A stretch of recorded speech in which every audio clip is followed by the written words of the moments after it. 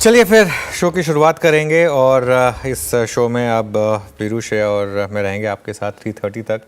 बात करेंगे मार्केट की, आज की शानदार रिकवरी की।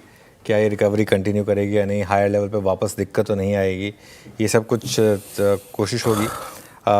ये सब चीज़ें डिस्कस करने से पहले एक बार ज़रा ब्रेंट क्रूड दिखा दीजिए मुझे, क्योंकि ब्रेंट क्रूड में वो ईरान के स्टेटमेंट के बाद से एक वापस अच्छा खासा कूल ऑफ आना शुरू हुआ है। अब हम 73.81 पर हैं। जी हाँ, एक बार ब्रेंट दिखाइए मुझे। 73.81 पर हैं। ये 30 सेंट की गिरावट आई है पिछले आधे घंटे में, और अगले 1-1.5 घंटे में नज़र रखिएगा ऑयल मार्केटिंग कंपनीज पर। सबसे ज़्यादा गिरावट वहीं हुई थी। अगर ये और नीचे आया तो वो एक स्पेस होगी जहाँ पर मुझे लग रहा है कि आपको फोकस करना होगा HPBP IOC। खैर एनीवे, मार्केट पर आते हैं। एक ज़ोरदार रैली, और अब अगर आप देखें तो फ्राइडे के लो से हम करीब 400 पॉइंट उछल चुके हैं। जी हाँ, निफ्टी पर फ्राइडे के लो से 400 पॉइंट उछल चुके हैं। और एक बार फिर से जियोपॉलिटिकल सिचुएशन में, अब तो इनफैक्ट वो सिचुएशन आ रही है कि अब अगली बार शायद मार्केट इन चीज़ों पे वरी भी ना करे। जियोपॉलिटिकल सिचुएशन की वजह से कोई भी रीज़न आया, उसमें बाइंग ठीक ठाक काम कर रही है। वैसे हम बात कर रहे थे कि जब तक क्रूड ठीक ठाक है, 80-85 नहीं जा रहा है, तब तक मार्केट डरेगा नहीं, तब तक ठीक है मार्केट। और शायद अब युद्ध से मार्केट डरे ना। और मिड कैप और स्मॉल कैप, यहाँ पर भी इस बार देखिए आप क्या शानदार रिकवरी हुई। और खैर वैसे तो सभी सेक्टर्स में रैली है, लेकिन IT क्लियरली अभी भी एक तरीके से सॉर्ट ऑफ लीडर बना हुआ है। खैर देखते हैं आखिरी का 1.5 घंटा रहेगा कैसे। Piyush, good afternoon. Good afternoon. बिल्कुल, कैसा रहेगा बाजार वो देखने वाली बात होगी, लेकिन जिस तरीके से निचले स्रोत से रिकवरी दिखाई मार्केट ने आज, बिल्कुल शानदार रिकवरी। और हालांकि फ्राइडे ये थोड़ी हिंट मिल गई थी, लास्ट आवर अगर हम देखें तो रिकवरी देखने को मिल रही थी। लेकिन जैसा कि आप भी बात करते हैं, युद्ध के बीच भी मार्केट ने स्ट्रॉन्ग परफॉर्मेंस दिखाई है। कारण क्या रहा, क्या लग रही है आपको तेज़ी की सबसे बड़ी वजह, और ऐसे मूड माहौल में अब क्या करना चाहिए, कौन से लेवल्स इंपॉर्टेंट, क्या ट्रैक करेंगे? बिल्कुल, देखिए आज श्रेया, गुड आफ्टरनून। सुबह सबसे पहले हम जो एक बात डिस्कस कर रहे थे ना, वो ये कर रहे थे कि जो ट्रम्प, आज सुबह शो की शुरुआत हमने एक ट्रम्प के ट्रुथ के साथ की थी। वो जो उन्होंने कहा था कि ईरान को शायद उसने सोचने पर मजबूर किया। क्योंकि बात क्या थी, लड़ाई ईरान और इज़राइल के बीच में भले ही हो, लेकिन बहुत लोगों को ये लग रहा था कि ये इसमें कहीं ना कहीं शायद US इन्वॉल्व है। डायरेक्टली इन्वॉल्व नहीं है, लेकिन इनडायरेक्टली इन्वॉल्व है। और अगर ट्रम्प साहब ने इनडायरेक्टली एक ये मैसेज दिया ईरान को कि देखिए अब आप बस, हम इजराइल को ही बोल देंगे आगे जाके, अब आप शांति से रहिए। अभी जो उनकी पार्लियामेंट की बात हो रही है कि हम मास वेपन रिस्ट्रिक्शन के अगेंस्ट हैं, ये अपने आप में एक बड़ा पॉजिटिव है। और देखिए, सटीक बॉटम तो आप कभी नहीं पकड़ पाएंगे श्रेया। इसके लिए अप्रोच ये रहती है कि ऐसे में एज एन इन्वेस्टर आप डिप्स को यूज़ करें और बाइंग करें, और अच्छे शेयरों को हर गिरावट में ख़रीदें, क्योंकि जब मार्केट घूमेगा तो वो इसी तरीके से घूमेगा। और यही एक रीज़न है कि मैं अभी भी यही मेंटेन करूँगा कि मार्केट में बड़ा ट्रेंड अभी भी पॉजिटिव है। जैसा आपने बोला, कुछ हिंट तो मार्केट ने फ्राइडे को ही दे दिया था। फ्राइडे को जिस तरीके से निफ्टी घूमा था 24,473 का ओपन लो लगाने के बाद, उसके बाद ही काफ़ी हद तक इंडिकेशन मिल गया था, लेकिन आज उस पर एक तरीके से स्टैंप लगी। आज सुबह मार्केट ने एक बार के लिए 24,850 रिजेक्ट किया, लोअर लेवल पर गया, हमारे सपोर्ट तक नहीं गया, उससे पहले ही घूम गया। उसके बाद जैसे ही उसने मॉर्निंग का हाई निकाला, उसके बाद उसने रुक के नहीं देखा। निफ्टी की जहाँ तक बात है श्रेया, अब हम बड़े वाले रेजिस्टेंस जोन में हैं, और यहाँ मुझे लग रहा है कि 24,950, 25,050, ये थोड़ा सा एक कंजेशन जोन है। इसको अगर आपने क्रॉस किया तो मुझे लग रहा है 25,200, 25,250 यहाँ का रास्ता खुलेगा। और अब आज का लो जो है 24,703, अब फ्राइडे का लो भूल जाइए, अब आप फ्राइडे के लो की अब रेलेवेंस भी नहीं बची है। अब आज का लो 24,703, इसके स्टॉप लॉस के साथ अब आप सिस्टम में लॉन्ग रहिए, और 24,800, 850 तक के डिप में बाय करिए। अब आपके पास वो वॉर में वाला वो ऑ वाला फैक्टर नहीं है जो आपको एकदम से जैसे शॉक एंड ऑ, वो वाला फैक्टर मिसिंग है। अब बैंक निफ्टी की जहाँ तक बात है, बैंक निफ्टी में देखिए अब आप वापस 56,000 के पास हैं, और 56,200 का जोन है। ये अगर आपने क्रॉस किया तो फिर 56,500 और 57,000 का रास्ता वापस खुलेगा। एक अच्छी चीज़ जो आज हुई है, हम वापस उस लेवल पर आ रहे हैं जो सपोर्ट था, जो हमने तोड़ दिया था थर्सडे को और फ्राइडे को। तो लॉन्ग रहें, और आज का लो 55,381 ये स्टॉप लॉस होगा, और 55,600, 700 तक की कोई भी डिक्लाइन अगर आपको मिले तो उसमें आप फिर बाइंग करें। और ये मेरी अप्रोच रहेगी। मीनवाइल मेरी नज़र बार बार क्रूड पर जा रही है, क्योंकि ये जिस तरीके से गिर रहा है, अब देखिए आप 73.68 पर आ गया है और इस पर नज़र रखें। और बात करते करते BPCL एक बार लेकर आइए ज़रा, डे हाई पर आ गया BPCL। मेरे ख्याल से अब अगली जो शॉर्ट कवरिंग ड्यू है वो शायद इन्हीं स्टॉक्स में होनी है। चलिए वीरू के पास चलते हैं, इंडिविजुअल स्टॉक्स में क्या हो रहा है जान लेते हैं। Veeru, good afternoon. Good afternoon Anuj. बाकी इंडिविजुअल स्टॉक्स में मेरे ख्याल से एक शेड बेटर एक्शन आ रहा है अनुज। शॉर्ट कवरिंग फ्रेश बैंक का कॉम्बिनेशन बहरहाल, क्योंकि आज निफ्टी IT को भी सेलिब्रेट कर रहे हैं हम Anuj. It's now about 200 day exponential moving average third attempt में। तो मैं एक स्टॉक का जिक्र करूंगा जो कि एज पे है, वो है मिड कैप IT में KPIT टेक्नोलॉजीज। 3.25% ऊपर है, बट अक्टूबर 24 के बाद पहली बार सारे एवरेजेस के ऊपर KPIT मिड कैप IT में ट्रेड करता हुआ। मैं स्क्रीन पे मेंशन कर रहा हूँ इसको एट 1396 इन फ्यूचर्स। पहला स्टॉक ये हो गया। 5.5% OI बिल्डअप, शानदार बाइंग। सुबह पहले एक शॉर्ट कवरिंग का क्रम था, उसके बाद अब फ्रेश बाइंग है। KPIT स्ट्रॉन्ग स्टैट 5.25% का OI बिल्डअप। उसके बाद लेके आऊँगा मैं यहाँ पर जो एच पे बैठा है, दैट्स अपोलो हॉस्पिटल 7091 पे।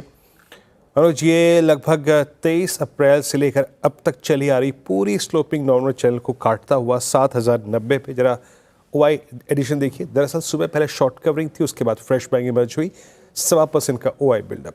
बट एक क्रिटिकल मार्क को बाइसेक्ट करता हुआ 29 अप्रैल से लेकर अब तक की सारी ट्रेजेक्ट्री को पार करता हुआ। और लास्ट रखूंगा, हालांकि पॉलीकैब में बहुत स्ट्रॉन्ग मूव आ रहा था, लेकिन मैं यहाँ पे एस्ट्रल का जिक्र करूंगा क्योंकि 1544 पे एट डे हाई, और ये अब 27 मई से लेकर अब तक की पूरी रेंज को बाइसेक्ट करता हुआ अनुज बड़ी शॉर्ट कवरिंग 9 लाख शेयर घटे। It's huge. और ये उस स्टॉक के लिए महत्वपूर्ण होता है जो कि अपना 200 डे अप्रोच कर रहा है, यानी ऑलमोस्ट सितंबर 2024 के बाद फर्स्ट टाइम अपने 200 डे को अप्रोच करता हुआ एस्ट्रल, और ऑलमोस्ट डे हाई के जोन में विद इमेंस शॉर्ट कवरिंग।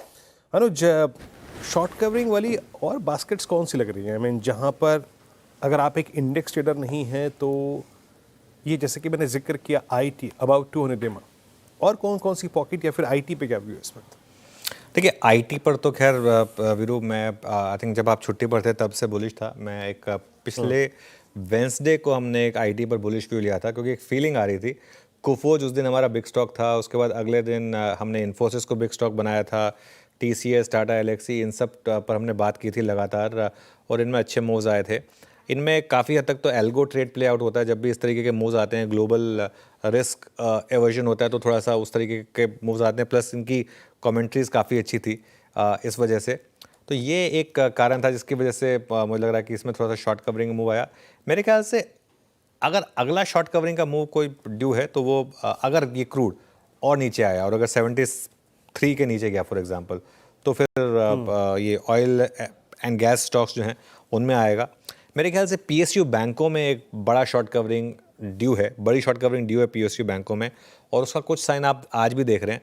आज जिस तरीके से PSU बैंक्स चले हैं, और सुबह पहले कोलैप्स हुआ, SBI सुबह कोलैप्स हुआ, हम सुबह बात कर रहे थे कि बैंक निफ्टी पर प्रेशर जो था वो पूरा का पूरा SBI की वजह से था। सुबह SBI कोलैप्स किया, उसके बाद जिस तरीके से SBI घूमा वो एक अच्छा मोमेंटम हो सकता है। ध्यान रखिए, मैं जो भी बातें कर रहा हूँ मैं एक अजम्पशन लेकर चल रहा हूँ कि क्रूड ने एक $75 के आसपास एक पीक बना दिया है। हमारी मार्केट के लिए, हमारे स्टॉक्स के लिए, हमारे पूरे एक टेक्सचर के लिए इवेंचुअली हमने बात क्या की थी, ईरान इजराइल की जो वॉर है उसका हमसे कोई डायरेक्ट लेना देना नहीं है, कोई सरोकार नहीं है। हमने तो अपनी खुद की इंडिया पाकिस्तान कॉन्फ्लिक्ट में इतना नहीं रिएक्ट किया, लेकिन ये वाली जो वॉर है, कॉन्फ्लिक्ट है, इसका इंपैक्ट डायरेक्टली क्रूड पर होता है, तो जो हमारे लिए सबसे बड़ा मैक्रो है।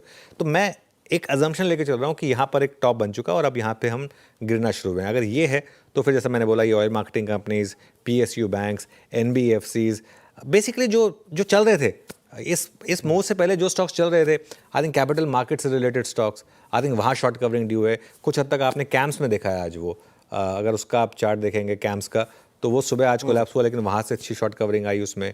हो सकता है अगली कवरिंग एंजल में आ जाए। BSE में एक दो आपने मूव्स आते हुए देखें, तो ये कुछ स्पेसेस हैं जहाँ पे मुझे लग रहा है कि शायद शॉर्ट कवरिंग पॉसिबल है। चलिए श्रेया को जोड़ लेते हैं शो में। Shreya, good afternoon. जी सेक्टर स्पेसिफिक हम बात कर रहे थे, आपने बताया कि कहाँ कहाँ शॉर्ट कवरिंग ड्यू है, आईटी, साथ ही capital market stocks, crude related stocks. लेकिन सवाल मेरा ये कि मिड कैप्स को लेकर क्या राय है, यहाँ पे स्टॉक स्पेसिफिक अप्रोच होना चाहिए? क्योंकि जिस तरीके से निचले स्तरों से इसने आज रिकवरी दिखाई और पूरे आप हफ्ते पिछले वीक उठा लें, आउट परफॉर्मेंस रही है यहाँ पे, तो स्टॉक स्पेसिफिक होना ठीक रहेगा? देखिए श्रेया, अब हम ऑलमोस्ट ग्रीन में आने वाले हैं ब्रेड्थ में। मैं एक चीज़ एडमिट करूंगा, आज सुबह एक बार के लिए मैं मिड कैप मार्केट देखकर और ब्रेड देखकर डर गया था। एक बार के लिए मुझे लगा था कि ये तो थोड़ा सा ख़राब हो गया मामला, करीब 940-45 के करीब। लेकिन जिस तरीके से यहाँ पे रिकवरी आई है, ये एक क्लियरली आपको एक चीज़ बता रही है कि ये जो पॉकेट है ना स्टॉक स्पेसिफिक, यहाँ पर रिटेल डरने को तैयार नहीं है बिल्कुल भी। अच्छा, एक और चीज़ बताऊँ मैं आपको, क्यों मिड कैप गिरने को तैयार नहीं है, क्यों मार्केट हमारी गिरने को तैयार नहीं है? कल एक न्यूज़ आई जो मतलब शाम को आज सुबह जनरल पेपर्स ने पिक की, बहुत लोगों ने शायद उसको उतना इंपॉर्टेंस नहीं दी जितना डिजर्व करती थी। स्टेट बैंक ऑफ इंडिया ने अपने डिपॉजिट रेट जो है, सेविंग्स डिपॉजिट, उस पर इंटरेस्ट रेट काट के 2.5% कर दिया। 2.5%, 2.5% में क्या ही मिलेगा, है ना? तो अब वो 2.5% मतलब आप 1 लाख रुपए अगर रखते हैं बैंक में तो 2,500 रुपये महीना आपको इंटरेस्ट मिलता है, मतलब महीने का 200 रुपये। मतलब उसमें आप क्या ही कमा लेंगे, है ना? तो लोगों के पास ऑप्शन नहीं है इस समय स्टॉक मार्केट के अलावा बहुत ज़्यादा। Real estate out of reach है और गोल्ड भी अब 1 लाख पार कर गया। तो इसीलिए मिड कैप स्मॉल कैप में ये जो होता है ना, ये कॉस्ट ऑफ कैपिटल रैली होती है। आप लो इंटरेस्ट रेट एनवायरनमेंट में मिड कैप और स्मॉल कैप हमेशा आउट परफॉर्म करते हैं, क्योंकि आप और कुछ नहीं। बहुत लोग, मैं नहीं चाहता कि ऐसा फेज़ आए दोबारा, लेकिन बहुत लोग उधार ले लेके पैसा मार्केट में डालते हैं, तो ये क्योंकि कम रेट पे मिल रहा होता है इसके लिए, तो ये भी एक फैक्टर है जो मिड कैप और स्मॉल कैप के फेवर में। चलिए आज के ट्रेंडिंग स्टॉक्स और कार्यक्रम क्रम समझ लेते हैं। बिल्कुल, ट्रेंडिंग स्टॉक्स लेते हैं। और जिस तरीके से मार्केट ने आज निचले स्तरों से शानदार रिकवरी दिखाई है, शुरुआत ट्रेंडिंग स्टॉक्स के साथ, चढ़ने वाले ट्रेंडिंग स्टॉक्स के साथ की जाएगी। कहाँ पे खरीदारी होती हुई नजर आई? आज इंश्योरेंस कंपनी आपको देखेंगे, HDFC लाइफ, SBI लाइफ में अच्छी तेजी, 2.5% से ऊपर चढ़ गया ये दोनों स्टॉक। ऑब्वियसली आईटी आज फोकस में, टेक महिंद्रा 2.5% से ऊपर, अल्ट्राटेक सीमेंट में भी खरीदारी यहाँ पे भी 2.5% होते हुए नजर आई। कुछ और स्टॉक्स जहाँ पर अच्छी तेजी, PI इंडस्ट्रीज, मॉर्गन स्टैनली की रिपोर्ट थी बुलिश, स्ट्रीट ने रिवॉर्ड किया, 4.5% से ज्यादा की तेजी, और FNO का टॉप गेनर शामिल। IGL डिस्कस भी कर रहे थे और यहाँ पे देखिए 6% से ज्यादा की तेजी, यहाँ पे भी ब्रोकरेजेस की रिपोर्ट है बुलिश, यहाँ पे भी नजर आ रहे हैं। KPIT टेक 3.5% से ज्यादा चढ़ गया यहाँ पे। हिंदुस्तान कॉपर में भी खरीदारी होती हुई नजर आई 3.5% के करीब। लेकिन चढ़ते बाजार में कुछ ऐसे स्टॉक्स भी हैं जहाँ पर डेंट तगड़ा पड़ा है। टाटा मोटर्स JLR के ऊपर जो खबर थी इसको काफ़ी नेगेटिव ले लिया, मैनेजमेंट भी काफ़ी नेगेटिव साउंड कर रही है, स्ट्रीट ने भी इसको पनिश किया है। 3.25% से ज़्यादा गिर गया आज के सत्र में। डॉक्टर रेड्डी, चुनिंदा फार्मा स्पेस से आपको स्टॉक्स में डेंट ज़्यादा पड़ता हुआ नजर आएगा। डॉक्टर रेड्डी, सन फार्मा इस लिस्ट में शामिल है, 1.5% टूट गई है। अडानी पोर्ट्स टूटा है 0.5% से ज़्यादा। इसके अलावा देखें आप, मजगांव डॉग में भी आज ज़्यादा गिरावट देखने को मिल रही है और केन्स टेक भी लगभग 1% के करीब गिरकर कारोबार कर रहा है। चलिए अब आगे बढ़ते शो में और कार्यक्रम का क्रम समझाते हूँ। फंडामेंटल राय देने के लिए हमारे साथ होंगे आज SMFI के शरद अवस्थी जी, टेक्निकल कॉल सिंह हैं, प्रकाश गाबा, मानस जायसवाल, साथ ही राजेश सातपुते जी, राजेश पालविया, शिल्पा राउत और अमित सेठ जी से। 2:15 पर दीपाली राणा बताएंगे आपको IT क्यों भाग रहा है। 2:20 पर Sudarshan Kumar accident of the day लेकर आएंगे। साथ ही 2:25 पर यतिन मोता बताएंगे आपको सीमेंट शोरूम में दबाव क्यों दिख रहा है। 2:30 रोहन सिंह दिल्ली EV पॉलिसी पर एक्सक्लूसिव खबर लेकर आएंगे। 2:35 पर क्रूड पर जेम फाइनेंशियल की खास रिपोर्ट लेकर आएंगे कंचन नौटियाल। 2:50 पर बिग मार्केट वॉइस में हमारे साथ जुड़ेंगे पाइपर सैरिका के फाउंडर और फंड मैनेजर अभय अग्रवाल जी। 3:05 पर यतिन मोता आपको बताएंगे डीलिंग रूम में किन शेयरों पर फोकस है। 3:10 पर अनुज जी से कल के लेंगे स्ट्रैटेजी। साथ ही 3:15 पे लेंगे BTST STBT कॉल्स। चलिए हमारा पैनल तैयार है, एक बार इनको ऑनर करिए और उसके बाद ट्रेड्स की शुरुआत करते हैं। गुड आफ्टरनून गाबा सर, बताइए क्या रहेगा इस समय का trade? Long side, good afternoon. और स्टॉक का नाम है सुप्रीम इंडस्ट्रीज। में अच्छी तेजी नजर आती है और लगता है कि आगे रेजिस्टेंस बहुत दूर है। ट्रेड कर रहा है करीब 4459 का, मेरे ख्याल से 4425 का स्टॉप लगाना चाहिए। तो नियर टर्म टारगेट 4500 का है, मैटर ऑफ टाइम वो भी पार कर लेगा। तो yes, supreme industries. Supreme industries शानदार ये स्टॉक रहा है। इस मंच पे डिस्कशन इस पे हो रहा है 3800 से। Now it's almost 4460। Shilpa ji good afternoon, आपका ट्रेड? Good afternoon everyone. मेरा ट्रेड रहेगा लॉन्ग साइड में टाटा टेक पे।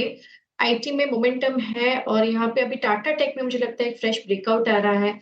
आप इसको नेक्स्ट 1.5 आवर्स के लिए या फिर BTST पे अगर ट्रीट करेंगे तो मुझे लगता है 735 के स्टॉप लॉस से आप लॉन्ग बने रह सकते हैं। यहाँ पे 780 से 800 इसके नेक्स्ट टारगेट्स होने चाहिए।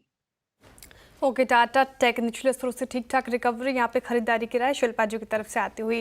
राजेश सातपुते जी, वेरी गुड आफ्टरनून, आपका पिक बताइए। Very good afternoon Shreya and good afternoon everyone. Shreya देखिए, मेरी नजर है अपोलो हॉस्पिटल पे। सुबह भी मैंने 8:30 बजे यही कॉल दिया, तो उसी को थोड़ा सा मैं अभी चेंज करूंगा लेवल्स। सो देखिए, अपोलो हॉस्पिटल में एक क्लीन ब्रेकआउट है, इट्स अ सिमेट्रिकल ट्रायंगल। सुबह मैंने एंटिसिपेट किया था कि ये ब्रेकआउट आ जाएगा और वो आ भी गया। सो अभी हम लोग अपोलो हॉस्पिटल में फिर से बाय रिकमेंडेशन देंगे। नया स्टॉप लॉस होगा करीबन 7,090 का, और जो टारगेट 2 हमने दिया था 7,200 वो तो आएगा, लेकिन 7,250 तक का नेक्स्ट टारगेट लेके काम करें। वैसे मुझे लगता है 7,400 तक का यहाँ पे टारगेट अनफोल्ड हो चुका है, क्योंकि ये ब्रेकआउट है। इट्स अ सिमेट्रिकल ट्रायंगल, और जनरली ये ट्रायंगल के बाद ब्रेकआउट के बाद मोमेंटम अच्छा मिलता है, तो it's a buy in Apollo. Buy in Apollo hospital. सुबह भी ये हमारे पैनल के रेडार पर आया था, ये और मैक्स दोनों। अब मानस के पास चला जाए। मानस जी, गुड आफ्टरनून, बताइए आपकी ट्रेड। गुड आफ्टरनून अनुज जी। तो देखिए, केपीआईटी में खरीदारी करनी है। केपीआईटी में हम काफी दिनों से कंसोलिडेशन देख रहे थे। ये कंसोलिडेशन 200 मूविंग एवरेज के अराउंड हो रहा था। आज कंसोलिडेशन के अपर बैंड को वॉल्यूम्स के साथ केपीआईटी ने ब्रेक किया है। तो केपीआईटी में करंट लेवल्स पे खरीदारी करेंगे। 1384 1384 का स्टॉप लॉस लगा के खरीदारी करेंगे। 1445 1445 के टारगेट सेट करेंगे। ये कैश लेवल्स है। 1400 का कॉल ऑप्शन ले सकते हैं। 34 रुपए पे ट्रेड हो रहा है। इसमें आपको 24 रुपीज का स्टॉप लॉस लगाना है और 55 रुपए के टारगेट सेट करने हैं। डिस्क्लोजर है कि इस ऑप्शन में हमने अपने क्लाइंट्स को भी रिकमेंडेशन दिया हुआ है। जी हाँ, केपीआईटी, जैसे कि मैं दूसरा आपको अपने 3 स्टॉक्स में उल्लेख कर रहा था। केपीआईटी बहुत दिनों बाद इस मिड कैप आईटी का जलवा था स्टॉक का, और is now about 200 day exponential moving average. Amit ji, good afternoon, आपका ट्रेड इस वक्त का। जी good afternoon Viren ji, good afternoon Anuj ji, Shreya ji and everybody on the panel. Viren ji, मेरा इस समय का ट्रेड रहेगा ओरेकल फाइनेंशियल सर्विसेज। ये स्टॉक एक अच्छे से बेस बना के बाहर आया और पिछले 2-3 दिनों में हम देख रहे हैं कि 200 डेमा के ऊपर एक साइडवेज कंसोलिडेशन कर रहा था बेस बना के। आज के सत्र में हमने एक मूव देखा है यहाँ पे, जो कि लगता है कि पिछले 3-4 दिनों के कंसोलिडेशन को क्लियर करने के लिए तैयार है। तो इसे बाय करें। लगभग 9700 का प्राइस है। 9580 का स्टॉप लॉस रहेगा और टारगेट्स रहेंगे 9900 एंड 9950 के। ओके, अमित जी ने चुना OFSS यहाँ पे खरीदारी की राय। तो टेक्निकल कॉल्स हो गए पूरे। गाबा सर ने सुप्रीम इंडस्ट्रीज बताई, यहाँ पे खरीदारी की राय उनकी तरफ से। शिल्पा जी कह रही है टाटा टेक में आप खरीदारी करें, वहाँ पे उनको दमखम नजर आ रहा है। राजेश सातपुते जी ने अपोलो हॉस्पिटल चुना, सुबह भी उनकी यही पिक थी और अभी भी इसी को लेकर चल रहे हैं। मानस जी को भी केपीआईटी टेक पसंद है, और अमित जी को जैसा मैंने जिक्र किया यहाँ पे OFSS पे खरीदारी की राय फिलहाल उनकी तरफ से आती हुई। अब शरद अवस्थी जी हमारे साथ मौजूद हैं। गुड आफ्टरनून शरद जी। जिस तरीके से मार्केट आज आप देखें लोअर लेवल से सुधर कर कारोबार कर रहा है और मिड कैप स्मॉल कैप में हमें लगातार आउट परफॉर्मेंस देखने को मिल रही है, ऐसे मूड माहौल में जब युद्ध हो और मार्केट पॉजिटिव हो, तो आप कौन सा सेक्टर या स्टॉक्स पे पॉजिटिव हैं, बताएं। जी, हमें लगता है BHEL इन लेवल्स पे एक डिसेंट इन्वेस्टमेंट बेट साबित हो सकती है। Company thermal, hydro, gas, nuclear, solar, इन सब सेगमेंट्स में केटर करती है और सरकार का भी फोकस है ग्रिड्स को रिन्यू करने का। तो और एग्जिस्टिंग कैपेक्स भी काफी स्ट्रांग है पूरे पावर सेगमेंट में, तो इस सब का फायदा कंपनी को होना चाहिए। BHEL में ऑर्डर बुक में अक्रेशन भी काफी स्ट्रांग है। हमें लगता है अगले साल भी, इस साल लगभग 1.25 लाख करोड़ के आसपास है, अगले साल भी 1,35,000 करोड़ के आसपास का ऑर्डर बुक होगा कंपनी का। और मार्जिन्स में भी हम ये उम्मीद करें कि आने वाले समय में इंप्रूवमेंट होनी चाहिए। नए बिजनेसेस में जो कंपनी ध्यान दे रही है उसका भी फायदा आने वाले समय में मिलना चाहिए। तो अगले साल लगभग कंपनी 7-8 रुपए के आसपास की इस साल अर्निंग रिपोर्ट, अगले 12 महीने में लगभग 8-1 रुपए के आसपास की अर्निंग कंपनी रिपोर्ट कर देगी। 40 का मल्टीपल मिलना बहुत मुश्किल नहीं होना चाहिए, शायद कैपिटल गुड स्पेस में सबसे लोअर मल्टीपल होगा। तो 320 रुपए के लक्ष्य के हिसाब से BHEL काफी बढ़िया इन्वेस्टमेंट है। ओके, BHEL आपकी कॉल आपकी स्क्रीन पे 255 पे ट्रेड करते हुए, तो यहाँ पे टेक्निकल ट्रेड्स और फंडामेंटल कॉल्स पूरी हुई। मीनवेल आप एक स्टॉक लेके आइए स्क्रीन पे, that's Blue Star at 1665 heading towards 50 day exponential moving average. गजब का मूव डे हाई पर फिर लेके आइए आप वोल्टास 1310 डे हाई पर, और ज़रा दोनों के ऊपर इंटरेस्ट रखिएगा। शिल्पा जी, ब्लू स्टार में एक 1020 का crossover, positive crossover, I mean multi month I mean के बाद ये डेवलपमेंट है, और यहाँ पे आपका वोल्टास निकलता हुआ। दोनों में से ज़्यादा कन्विक्शन किस पे बन रहा है? क्योंकि दोनों ही रिवर्सल ट्रेड हैं, दोनों ही लोअर ट्रेजेक्टरीज पर हैं, कन्विक्शन किस पे आपका?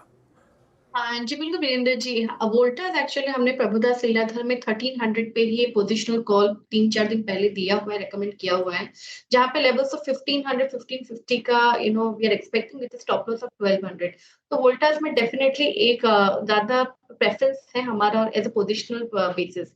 लेकिन अगर ब्लू स्टार में भी देखिए तो इसमें भी अच्छा खासा मोमेंटम है, और हमने देखा है कि इसमें अभी तक पिछले एक हफ्ते में थोड़ा सा भी यहाँ पे हमने कोई भी टाइप का कंस्ट्रेंट मूवमेंट नहीं देखा है। तो यहाँ पे 1700 का कॉल अगर किसी को प्ले करना है ये मोमेंटम में, 23 रुपीज 85 पैसे में ट्रेड कर रहा है, आप इसमें भी पार्टिसिपेट कर सकते हैं। इसमें स्टॉप लॉस आप 10 रुपए का रखिए, अगर ये 1-2 दिन और ये मूवमेंट चलता है तो आपको ये बहुत तुरंत टुवर्ड्स 35 से 40-45 तक भी मूव करते हुए देख सकते हैं। ओके, तो फिलहाल ये राय ब्लू स्टार और वोल्टास के ऊपर पसंद है ब्लू स्टार, यहाँ पे खरीदारी की राय शिल्पा जी की तरफ से आती हुई।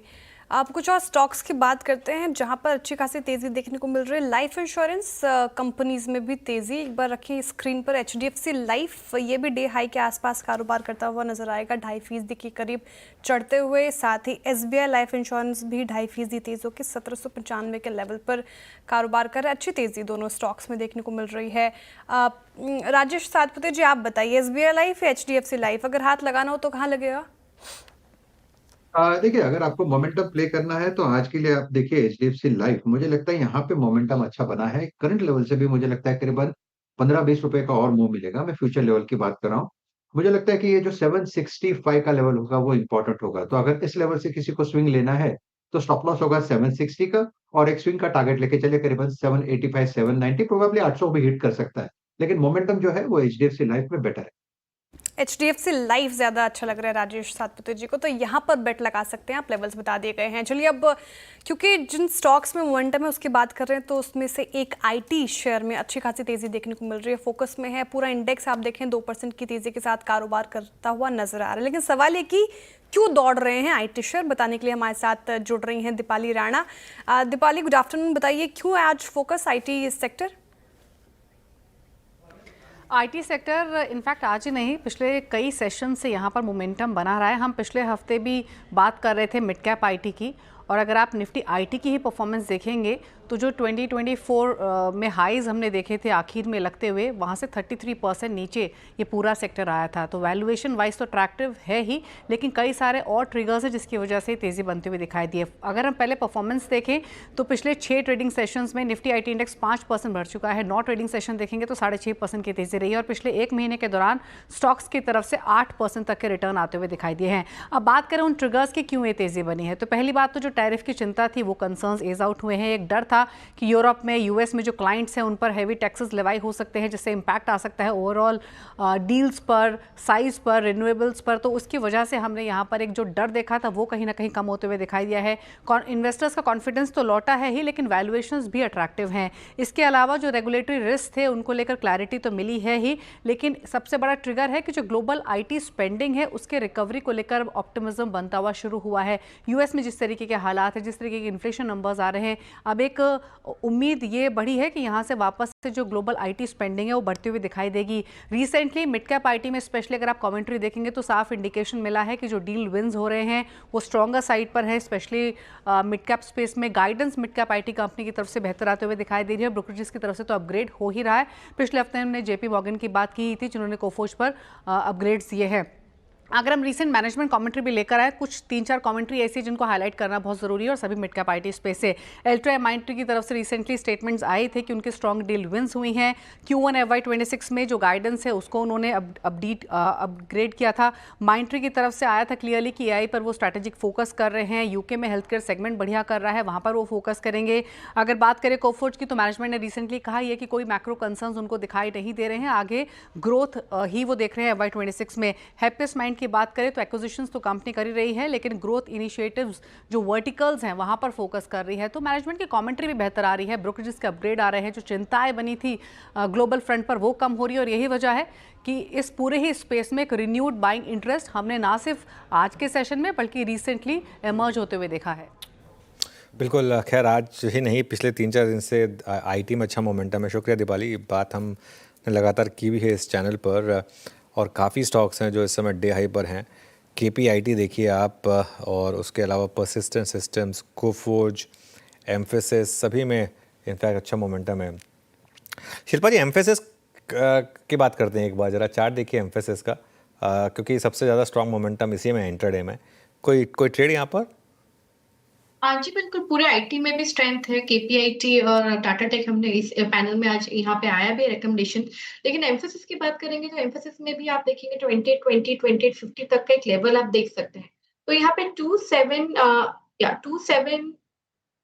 आप 2700 का ही कॉल ऑप्शन ले सकते हैं। इसमें लिक्विडिटी भी अच्छा खासा है, 69 रुपीज में ट्रेड कर रहा है। आप इसमें पार्टिसिपेट कर सकते हैं। स्टॉप लॉस आप यहाँ पे 44 का मेंटेन कीजिए and look for targets of 85 से लेके 100। ओके, शरद जी, आपकी पसंद में होगा कोई मिड कैप आईटी स्टॉक? जी हमें लगता है जो नाम आपने बोले उसमें से कोफोर्ज सर्टेनली एक स्टॉक है जहाँ हमें लगता है अभी भी यहाँ से थोड़ी अपसाइड और मिल सकती है आने वाले समय में। इनिशियली हम लोग लगभग 2100 रुपए के आसपास के टारगेट्स लेके चल रहे थे, तो मुझे लगता है कोफोर्ज एक स्टॉक है जहाँ थोड़ी अपसाइड है। फ्रंटलाइन स्टॉक्स में अब इन वैल्यूएशन पे हमें लगता है विप्रो काफी अट्रैक्टिवली प्राइस्ड है। और जैसे जैसे जैसे आप लोग भी बात कर रहे थे कि आने वाले समय में हो सकता है फॉरवर्ड कमेंट्री थोड़ी पॉजिटिव मिले इस क्वार्टर के वीजा भी, तो सर्टेनली पॉजिटिव मिलेगी। तो मुझे लगता है विप्रो वैल्यूएशन वाइज एक काफी कंफर्टेबल जोन में है। बाकी फ्रंटलाइन आईटी फेयरली वैल्यूड है। लॉन्ग टर्म के हिसाब से HCL टेक एक बढ़िया स्टोरी हो सकती है डेटा सेंटर वाली थीम पे, तो वो थीम विप्रो पे भी कोलाइड करती है। तो मुझे लगता है विप्रो उस हिसाब से अट्रैक्टिवली वैल्यूड है। इन प्राइसेस पे सबसे ज्यादा करेक्शन वहीं देखी है हमने। और मिड कैप स्मॉल कैप या फ्रंट सेकंड लाइन में मुझे लगता है कोफोर्ज एक बढ़िया नाम है। इसके अलावा टेक महिंद्रा और LTIM दोनों में कुछ ट्रिगर्स हैं। एक में सिनर्जी के ट्रिगर्स हैं मर्ज्ड एंटिटी के, और टेक महिंद्रा में नई मैनेजमेंट जो BFSI को ऑप्टिक क्रिएट दे सकती है, एक ऑप्टिक दे सकती है, उसका फायदा आने वाले समय में दिखना चाहिए। तो हमें लगता है ये 4-5 नामों पे कंसोलिडेट करें तो ज्यादा बेटर। जी हाँ, ये कुछ नाम जो सजेस्ट किए हैं on fundamental note. Meanwhile Nifty IT में वाकई बहुत स्ट्रॉन्ग मूव है। बात करते करते जो मानस का ट्रेड था KPIT, that's now up by 4.16%, in fact 4.26% ऊपर। अनुज ने मेंशन किया एम्फेसिस, बात करते करते ये कहाँ से 10 रुपये चल चुका है। तो मिड कैप आईटी में स्विंग्स वाकई बहुत स्ट्रॉन्ग हैं। प्रकाश सर ने सुप्रीम इंडस्ट्रीज दिया था, वो डे हाई पर आके ट्रेड कर रहा है। सुबह डिफेंस चला, चल के कोलैप्स हुआ, but look at BEL now, as of now. मैं मेरी स्क्रीन पे प्राइस तो नहीं, अभी अभी कुछ देर पहले, यस ये देखिए 401.45 यानी मॉर्निंग स्विंग हाई को क्रॉस कर दिया। HL भी कोलैप्स हुआ था, भारत डायनेमिक्स भी कोलैप्स हुआ था, मजगांव डॉक भी हुआ था, but in isolation it's BL जो कि कमांडिंग पोजीशन में है। ये अमित कैसे अप्रोच करना चाहिए? अब आप जून के मिड पे खड़े हैं, कौन सी कॉल लेके slightly out of money call बेच दें या फिर प्लेन वनीला लॉन्ग रहें? क्या अप्रोच रखेंगे आप इस फ्लैग के ब्रेकआउट पर जो BL पे विजिबल है? जी वीरेंद्र जी, काफी अच्छा ब्रेकआउट है। इनफैक्ट कल के सत्र में जो गैप डाउन हुआ था उसने 20 डेमा पे सपोर्ट लेके डेज हाई पे कल बंद किया, so that was sort of a bear trap. और आज के सत्र में हम फॉलो अप देख रहे हैं। अगर प्लेन वेनिला लिया जाए तो वो भी अच्छा है। मुझे यहाँ पे मोमेंटम इमीडिएट 2 से 3 दिनों का लगता है 410 से लेके 415 तक। इन दैट केस हम स्टॉप लॉस रखेंगे 395 का। अगर ऑप्शन हमने लेना है तो 410 का ऑप्शन इस समय ₹4.75 दिखा रहा है, तो वो लिया जा सकता है। स्टॉप लॉस छोटा सा 2 रुपए का रखेंगे और टारगेट्स वहां पे 10 रुपए तक के रहेंगे, 410 के कॉल ऑप्शन। ओके, चलिए, तो ये समय पर अमित जी की तरफ से एक ट्रेड BL पर बात करते हैं आज की हीरो ऑफ द डे की, PI इंडस्ट्रीज। मॉर्गन स्टैनली की बुलिश रिपोर्ट के बाद यहाँ करीब 4% का उछाल है। क्या है खास इस रिपोर्ट में, यदि से जानते हैं। Good afternoon. Good afternoon. और क्लियरली मॉर्गन स्टैनली के अपग्रेड के बाद यहाँ आपको 5% तक का इंट्राडे मूव देखने को मिल रहा है। मॉर्गन स्टैनली ने स्टॉक को अपग्रेड कर दिया है ओवरवेट की तरफ और टारगेट रखा है 5,000 रुपये प्रति शेयर, यानी करंट मार्केट प्राइस से भी लगभग 20-22% की अपसाइड उनको लगती है। कहीं ना कहीं आगे जाके जो एग्रोकेमिकल बिजनेस है यहाँ डबल डिजिट वॉल्यूम ग्रोथ आपको देखने को मिल सकता है। इनफैक्ट मॉर्गन स्टैनली का मानना है 3 चीज़ें, डोमेस्टिक कंजम्पशन, एक्सपोर्ट्स और तीसरा जो नए मॉलिक्यूल्स कंपनी डेवलप कर रही है उससे ग्रोथ को बढ़ावा मिलेगा। इनफैक्ट पीआई इंडस्ट्रीज के जो एग्रोकेमिकल सेगमेंट है इसकी जो अर्निंग्स है मॉर्गन स्टैनली ने 7% तक बढ़ा दी अपने पिछले एस्टिमेट के मुकाबले और यहाँ इनको लगता है कि अच्छी तरीके से एग्रोकेमिकल सेगमेंट में टेलविंड्स हैं जहाँ आगे जाके FY 26 और 27 में अच्छी तरीके से अर्निंग्स बैठ सकती है। ओके, चलिए, तो ये हो गया पीआई इंडस्ट्रीज़ पर एक व्यू। इस पर शरद जी कवरेज है क्या आपकी फंडामेंटली? जी जनरली एग्रीकेम पे हम लोग पॉजिटिव हैं और पीआई इंडस्ट्रीज ऑब्वियसली वहाँ पे एक पॉजिटिव स्पेस में है, तो हमें लगता है लार्जर कंपनी है, पास्ट परफॉर्मेंस काफ़ी सब्सटैंटिव रही है, तो आने वाले समय में भी उसका फायदा मिलना चाहिए। 120-15 के आसपास की अर्निंग, उस पे 40-50, तो मुझे लगता है 40 टाइम पे आप अगर देख रहे हैं तो 4200-4300 रुपए में बहुत ज्यादा अपसाइड खोज पाना तो थोड़ा मुश्किल है। बट अगर एग्रीकेम का साइकिल पॉजिटिव रहता है तो हो सकता है 1 साल में तो शायद फेयरली स्क्वायरली वैल्यूड है। इसके प्रेफरेंस में हम लोग यूपीएल प्रेफर करेंगे इन वैल्यूएशंस पे। बट सर्टेनली हमारे हिसाब से भी एग्रीकेम का साइकिल बॉटम आउट हो गया, यहाँ से लगातार इंप्रूवमेंट होनी चाहिए। तो एक हाई पॉसिबिलिटी है कि अगले साल भर में आप एक अर्निंग्स अपग्रेड साइकिल देखें इन कंपनीज के लिए, जो कि पिछले साल भर में मेरे हिसाब से जो एक्सपेक्टेड अर्निंग है उसमें करीब 20% जैसा ड्रॉप आया है, तो साइकिल वापस आता है तो 10-15% जैसा अपसाइड भी आ सकता है। तो मुझे लगता है इनिशियली पीआई तो मुझे लग रहा है अब ये रनअप के बाद लगभग फेयरली स्क्वायरली वैल्यूड है, बहुत ज्यादा अपसाइड नहीं है। बट अगर आने के चल के और ज्यादा अर्निंग अप साइकिल बढ़ता है 130 रुपए के आसपास, तो उसी प्रोपोर्शन में आप एक्सपेक्ट कर सकते हैं और थोड़ा बहुत फैसिनेशन के साथ भाव बढ़ जाए। बट कंपैरेटिवली मुझे लगता है यूपीएल काफी अट्रैक्टिवली वैल्यूड है, बट ग्लोबल पोजीशनिंग है वो कहीं कहीं पे थोड़ा निगेटिवली इम्पैक्ट करता है।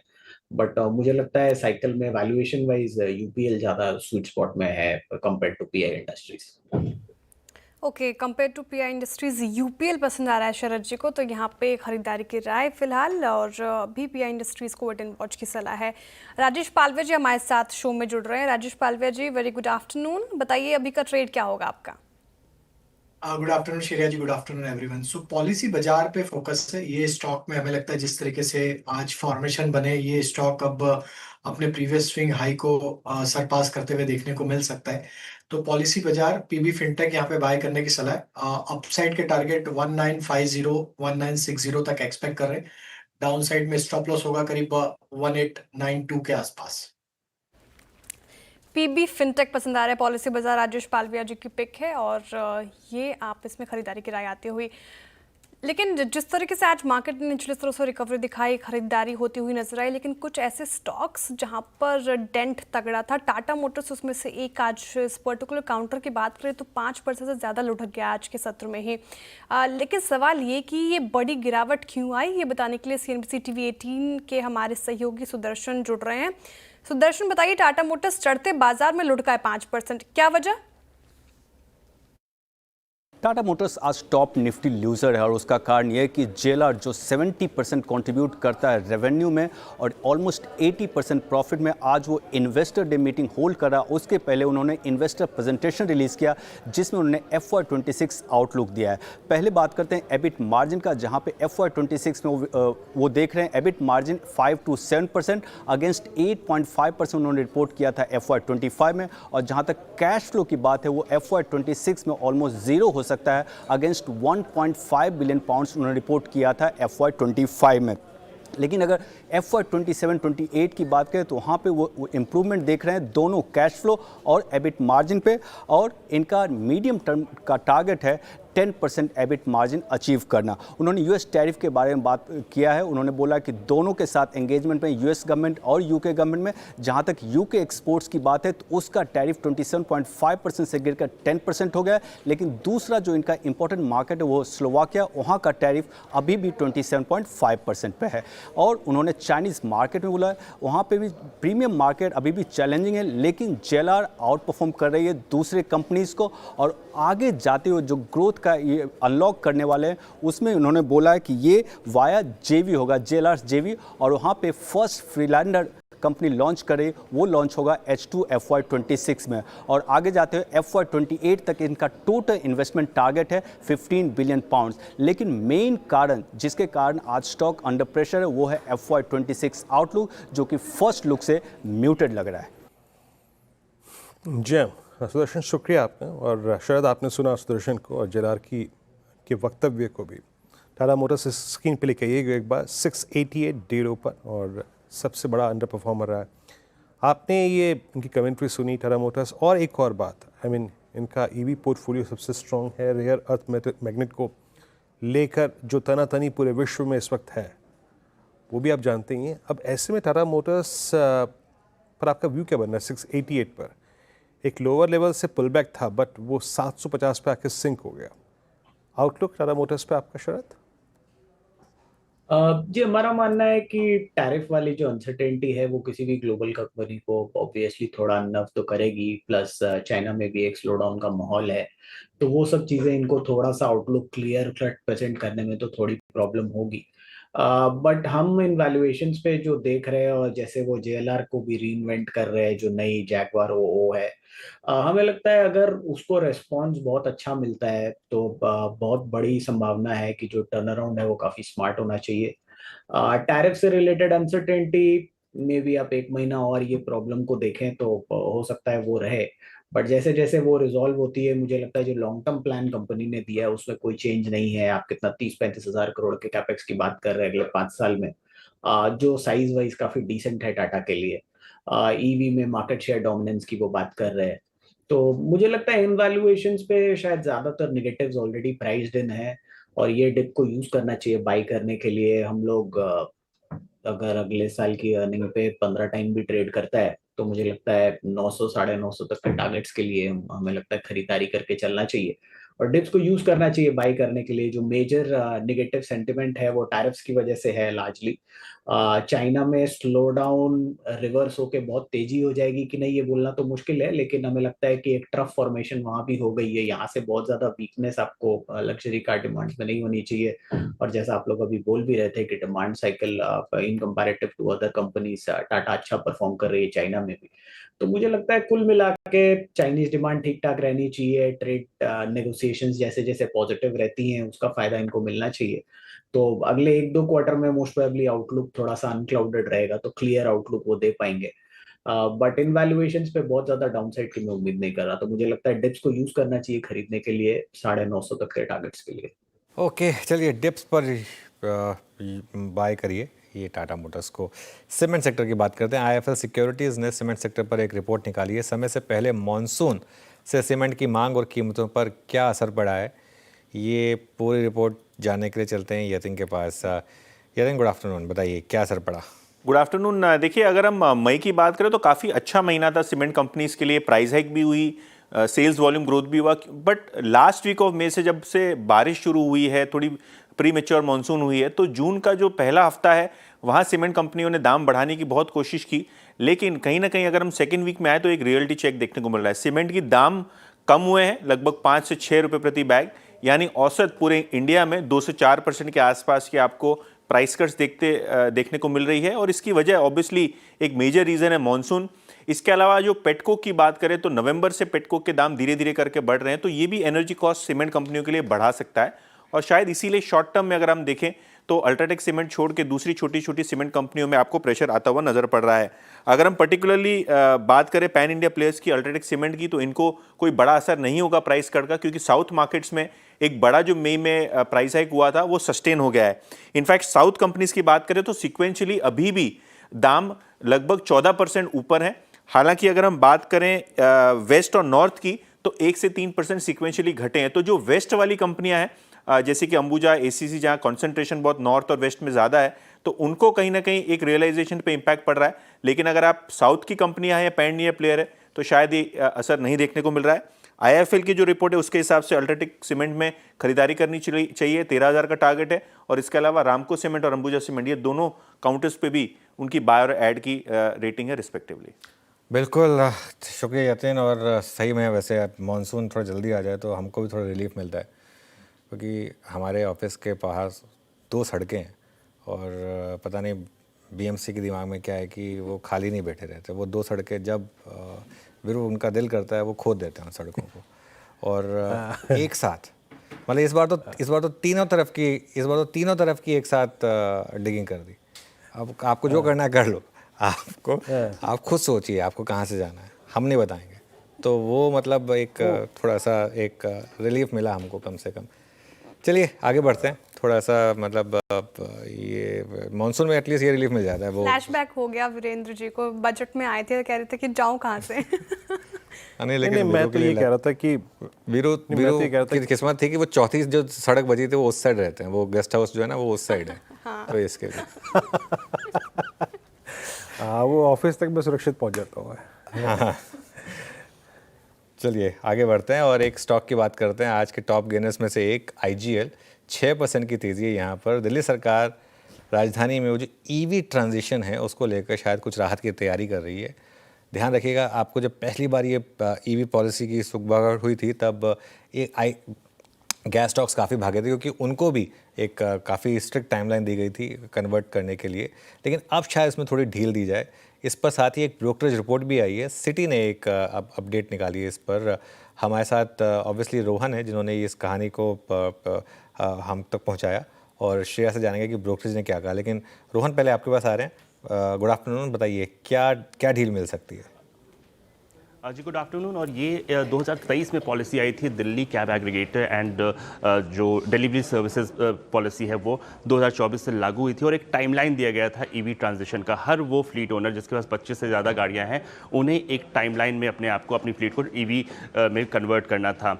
आमतौर पे जो 2 व्हीलर या 3 व्हीलर के लिए 2 साल में 50% करना था, और जो 4 व्हीलर है उन्हें 3 साल में 50% करना था। 2030 तक सभी को 100% इलेक्ट्रिफिकेशन का टारगेट दिया गया था। पिछले कुछ समय से बहुत सारे जो ओला उबर या फिर जो जोमेटो स्विगी जैसे जो प्लेटफॉर्म्स हैं उनके रिप्रेजेंटेशन दिल्ली सरकार के पास आए। उनका कहना था कि उनके लिए ये स्ट्रिक्ट टाइमलाइन को मीट करना पॉसिबल नहीं है, बहुत सारे लोगों का रोजगार प्रभावित हो सकता है, अभी कीमतें प्रभावित हो सकती हैं। तो अब सरकार जो है इस पूरी पॉलिसी को रिवाइज करने का मन बना रही है, और जो सूत्र हमें बता रहे हैं कि रिलैक्स टाइमलाइन दिया जा सकता है। जो आखिरी लक्ष्य है 2030 का उसमें बहुत ज़्यादा बदलाव नहीं होगा, तब तक सबको पूरी तरह से इलेक्ट्रिफिकेशन करना पड़ेगा, लेकिन उसके बीच का जो हर साल का जो आपने टारगेट दिया है उसमें सरकार रिलैक्सेशन दे सकती है, क्योंकि अभी भी दिल्ली में जो अधिकतर फ्लीट है, चाहे वो कैब्स हों या फिर 3 व्हीलर हों, ऑटो हों, लगभग सभी CNG पे ही आधारित है। तो एक काफ़ी रिलैक्स टाइमलाइन बनाने की बात हो रही है। इस पूरी पॉलिसी को सरकार रिव्यू कर रही है। इसमें एक छोटा सा बदलाव और किया जाएगा, वो है बाइक टैक्सी को लेकर। सरकार ने बाइक टैक्सी को मंजूरी दे दी, लेकिन कहा कि वही बाइक टैक्सी आ सकती है जो पूरी तरह से इलेक्ट्रिक हो। इसके लिए कोई टाइमलाइन नहीं दिया जाता, तो इसके लिए भी एक रिलैक्स टाइमलाइन दिया जा सकता है। लेकिन फिलहाल जो पिछले सरकारों की कुछ पॉलिसी को सरकार रिव्यू कर रही है उसमें ये पॉलिसी है, और अगले कुछ दिनों में जो अमेंडेड जो नया जो ड्राफ्ट है वो आ सकता है। ओके, चलिए रोहन, तो ये एक अपडेट आती हुई। अब आज सुबह सिटी ने भी इस पर एक रिपोर्ट निकाली और एक पॉजिटिव व्यू लिया इस पर। श्रेया, क्या कहा एग्जैक्टली सिटी ने? बिल्कुल पॉजिटिव व्यू लिया है, जो रोहन से हमने खबर समझी वही सिटी भी बता रहे हैं। उनको बहुत पॉजिटिव व्यू लिया, इसलिए कह रहे हैं कि खरीदारी कीजिए आप। टारगेट प्राइस 250 रुपये प्रति रख दिया है। आप सरकार थी पहले और काफ़ी स्ट्रिक्ट पॉलिसीज़ लग रही थी, अब जो रिलैक्सेशन मिलेगा उससे IGL को बूस्ट मिलता हुआ नजर आएगा, और दिल्ली की नई सरकार से ज़्यादा समय सीमा की जो मांग है वो पूरी होती नज़र आ रही होगी, इसलिए IGL अभी फोकस में रहेगा। कुछ आंकड़े आपके सामने रख देती हूँ जिससे आपको ये समझ में आ जाएगा। कुल CNG वॉल्यूम में जो कैब सेगमेंट का कंट्रीब्यूशन आता है वो 12 से 15% आता है, और CNG वॉल्यूम में 3 व्हीलर की बात करें तो यहाँ से कंट्रीब्यूशन करीब 3 से 4% के बीच में आता है। इसके अलावा दिल्ली DTC बसों का इलेक्ट्रिफिकेशन भी लगभग पूरा हो जाएगा, ऐसा सिटी कह रहे हैं, और DTC बस का CNG वॉल्यूम जो है वो घटकर 2% रह जाएगा, जो कुछ साल पहले अगर आंकड़े बताऊं तो CNG वॉल्यूम 7 से 8% था DT बसों की तरफ से। तो जो नई पॉलिसी आएगी वो थोड़ी इजी होगी, और सरकार इसको लेकर काफ़ी अग्रसर है, तो सिटी ने इसको काफ़ी पॉजिटिव लिया है, इसलिए खरीदारी की राय और 250 का टारगेट प्राइस। डे हाई पर इस समय IGL। शिल्पा जी, IGL क्या व्यू रहेगा स्टॉक पर? जी बिल्कुल, यहाँ पे भी पॉजिटिव है, लेकिन यहाँ पे 212, 214 की तरफ एक थोड़ा-सा रेजिस्टेंस है। अगर वो क्रॉस होता है तो आपको 225 इसके नेक्स्ट लेवल्स मिलेंगे। तो किसी के पास अगर है तो आप 207 तक इसको ट्रेल कर दीजिए या फिर थोड़ा 212 के ऊपर सस्टेन होने के लिए वेट कीजिए। जय आईजीएल में इनफैक्ट इसी का ओपन इंटरेस्ट देख रहा था स्क्रीन पे, स्ट्रॉन्ग मूव यहाँ पे डी हाई की ट्रैजेक्टरी मार्केट ट्रेड पे करता हुआ। अच्छा, एक बार मानस से एक ट्रेड चेक लेते हैं। एक बार आईएक्स को देखिएगा, मानस मूव अच्छा डे हाई की ट्रैजेक्टरी में। मेरे पे मल्टीपल स्टॉक्स को मैंने स्कैन किया अभी आईएक्स, क्योंकि इस पैनल पे आप कई बार रिकमेंड कर चुके हैं, आपकी इस वक्त की रीडिंग क्या कहती है? तो देखिए पहला कंफर्मेशन तो आ गया है क्योंकि 100 डे मूविंग एवरेज पे स्टॉक ने सपोर्ट लिया है। अभी एक बार ये 50 डे मूविंग एवरेज को रीगेन कर ले, 192 192.50 के लेवल्स को रीगेन कर ले, तब तो आप बिल्कुल खरीदारी कर सकते हैं। उसके बाद आपके जो टारगेट होंगे वो करीब करीब 202 रुपए के रहेंगे, तो 192 के ऊपर खरीदारी करने की राय रहेगी 188 के स्टॉप लॉस के साथ। ओके, चलिए, तो ये इस समय आईएक्स पर एक व्यू, और फाइनली यहाँ पर थोड़ी सी रिकवरी आती हुई आपको दिखाई देगी। 4 का चौका, इसका शुरुआत करते हैं। सबसे पहले सस्ता ऑप्शन शिल्पा जी से लेंगे, उसके बाद चलेंगे मानस जी के पास एफएन सुपरस्टार के लिए, फिर चलेंगे राजेश सातपुते जी के पास चार्ट का चमत्कार ट्रेड के लिए, और शरद जी हमारे साथ तैयार हैं मिड कैप फंडा लेकर। तो शिल्पा जी बताइए, क्या रहेगा आपका सस्ता ऑप्शन? जी बिल्कुल अनु जी, सस्ता ऑप्शन रहेगा LICI पे। यहाँ पे मुझे लगता है स्टॉक में एक छोटा सा ब्रेकआउट अटेम्प्ट हो रहा है, 950 के जोन्स पे है। यहाँ पे 980 से लेके 1000 इसके लेवल्स आने चाहिए। तो 960 का कॉल ऑप्शन जो रफली यहाँ पे 10 रुपए 20 पैसे पे ट्रेड कर रहा है, आप इसमें पार्टिसिपेट कीजिए। स्टॉप लॉस 6 रुपए का रखिए। पहला टारगेट रहेगा 14 रुपए 50 पैसे का। इसके ऊपर सस्टेन होता है तो 18 से लेके 20 इसके नेक्स्ट टारगेट से। ओके, तो LIC की 960 की कॉल। मानस, आपका एफएनओ सुपरस्टार आज का? देखिए एफएनओ सुपरस्टार के लिए सुप्रीम इंडस्ट्रीज के फ्यूचर में खरीदारी करने की राय रहेगी। सुप्रीम इंडस्ट्रीज ने एक फ्रेश ब्रेकआउट दिया है चार्ट्स पे बेहतर वॉल्यूम्स के साथ, और हायर टॉप्स हायर बॉटम्स का ट्रेंड तो पहले से ही देखने को मिल रहा है। तो इसके फ्यूचर में खरीदारी करेंगे। 4475 के प्राइस चल रहे हैं। स्टॉप लॉस आपको 4400 के नीचे लगाना है। 4400 के स्टॉप लॉस से यहाँ पर खरीदारी करने की राय रहेगी, और जो टारगेट रहेंगे वो 4625 और 4625 के रहेंगे। ये फ्यूचर लेवल है। चाहे तो ऑप्शन ट्रेड भी ले सकते हैं, 4500 वाला कॉल ऑप्शन ले सकते हैं। 96 रुपीज पे ये ऑप्शन ट्रेड हो रहा है। इसमें आपको 64 रुपीज के स्टॉप लॉस से खरीदारी करनी है। 160 पे 160 तक के टारगेट देखने को मिल सकते हैं। डिस्क्लोजर है कि इस ऑप्शन में हमने रिकमेंडेशन अपने क्लाइंट्स को भी दिया हुआ है। सुप्रीम इंडस्ट्रीज निचले स्तरों से अच्छी रिकवरी खरीदारी के राय यहाँ पे फ्यूचर्स में मानस जी की तरफ से आती हुई। राजेश सातपुते जी, आप बताइए आपका चार्ट का चमत्कार क्या होगा? देखिए श्रेया, मैं कॉन्ट्रा कॉल लूंगा यहाँ पे ब्लू स्टार। ब्लू स्टार का अगर आप चार्ट देखें तो जबरदस्त वॉल्यूम एक्यूमुलेशन हो रहा है पिछले कई दिनों से। अगर आप इसका डेली चार्ट देखें तो इसमें एक रेजिस्टेंस था करीबन 1660 का, जो इसने अभी तोड़ा है, और 1671 पे ट्रेड हो रहा है। तो हम एक मोमेंटम प्ले लेंगे। अब वो 1660 हम लोग एक, अगर आप सोचे कि 10 पॉइंट का है ना, 1650 का स्टॉप लॉस रखे तो वो सफिशियंट होगा। तो 1650 के स्टॉप लॉस के साथ ब्लू स्टार बाय करे। इसका पहला रेजिस्टेंस आएगा 1710 का, जो हमारा टारगेट 1 है। अगर 1710 निकल जाए फिर मुझे लगता है यहाँ पे बड़ी तेजी होगी। Okay, blue star. चलिए, ये हो गई राजेश जी की ट्रेड। अब चलते हैं शरद अवस्थी जी के पास मिड कैप फंडा के लिए। शरद जी, क्या पिक किया आपने? जी, हमारा मिड कैप फंडा होगा फेड बैंक फाइनेंशियल सर्विसेज, फेडफिना। 4000 करोड़ के आसपास का मार्केट कैप है। फेडरल बैंक की सब्सिडियरी है। गोल्ड लोन्स में प्राइमरीली डील करते हैं, गोल्ड लोन्स, लैप और बिजनेस लोन्स में।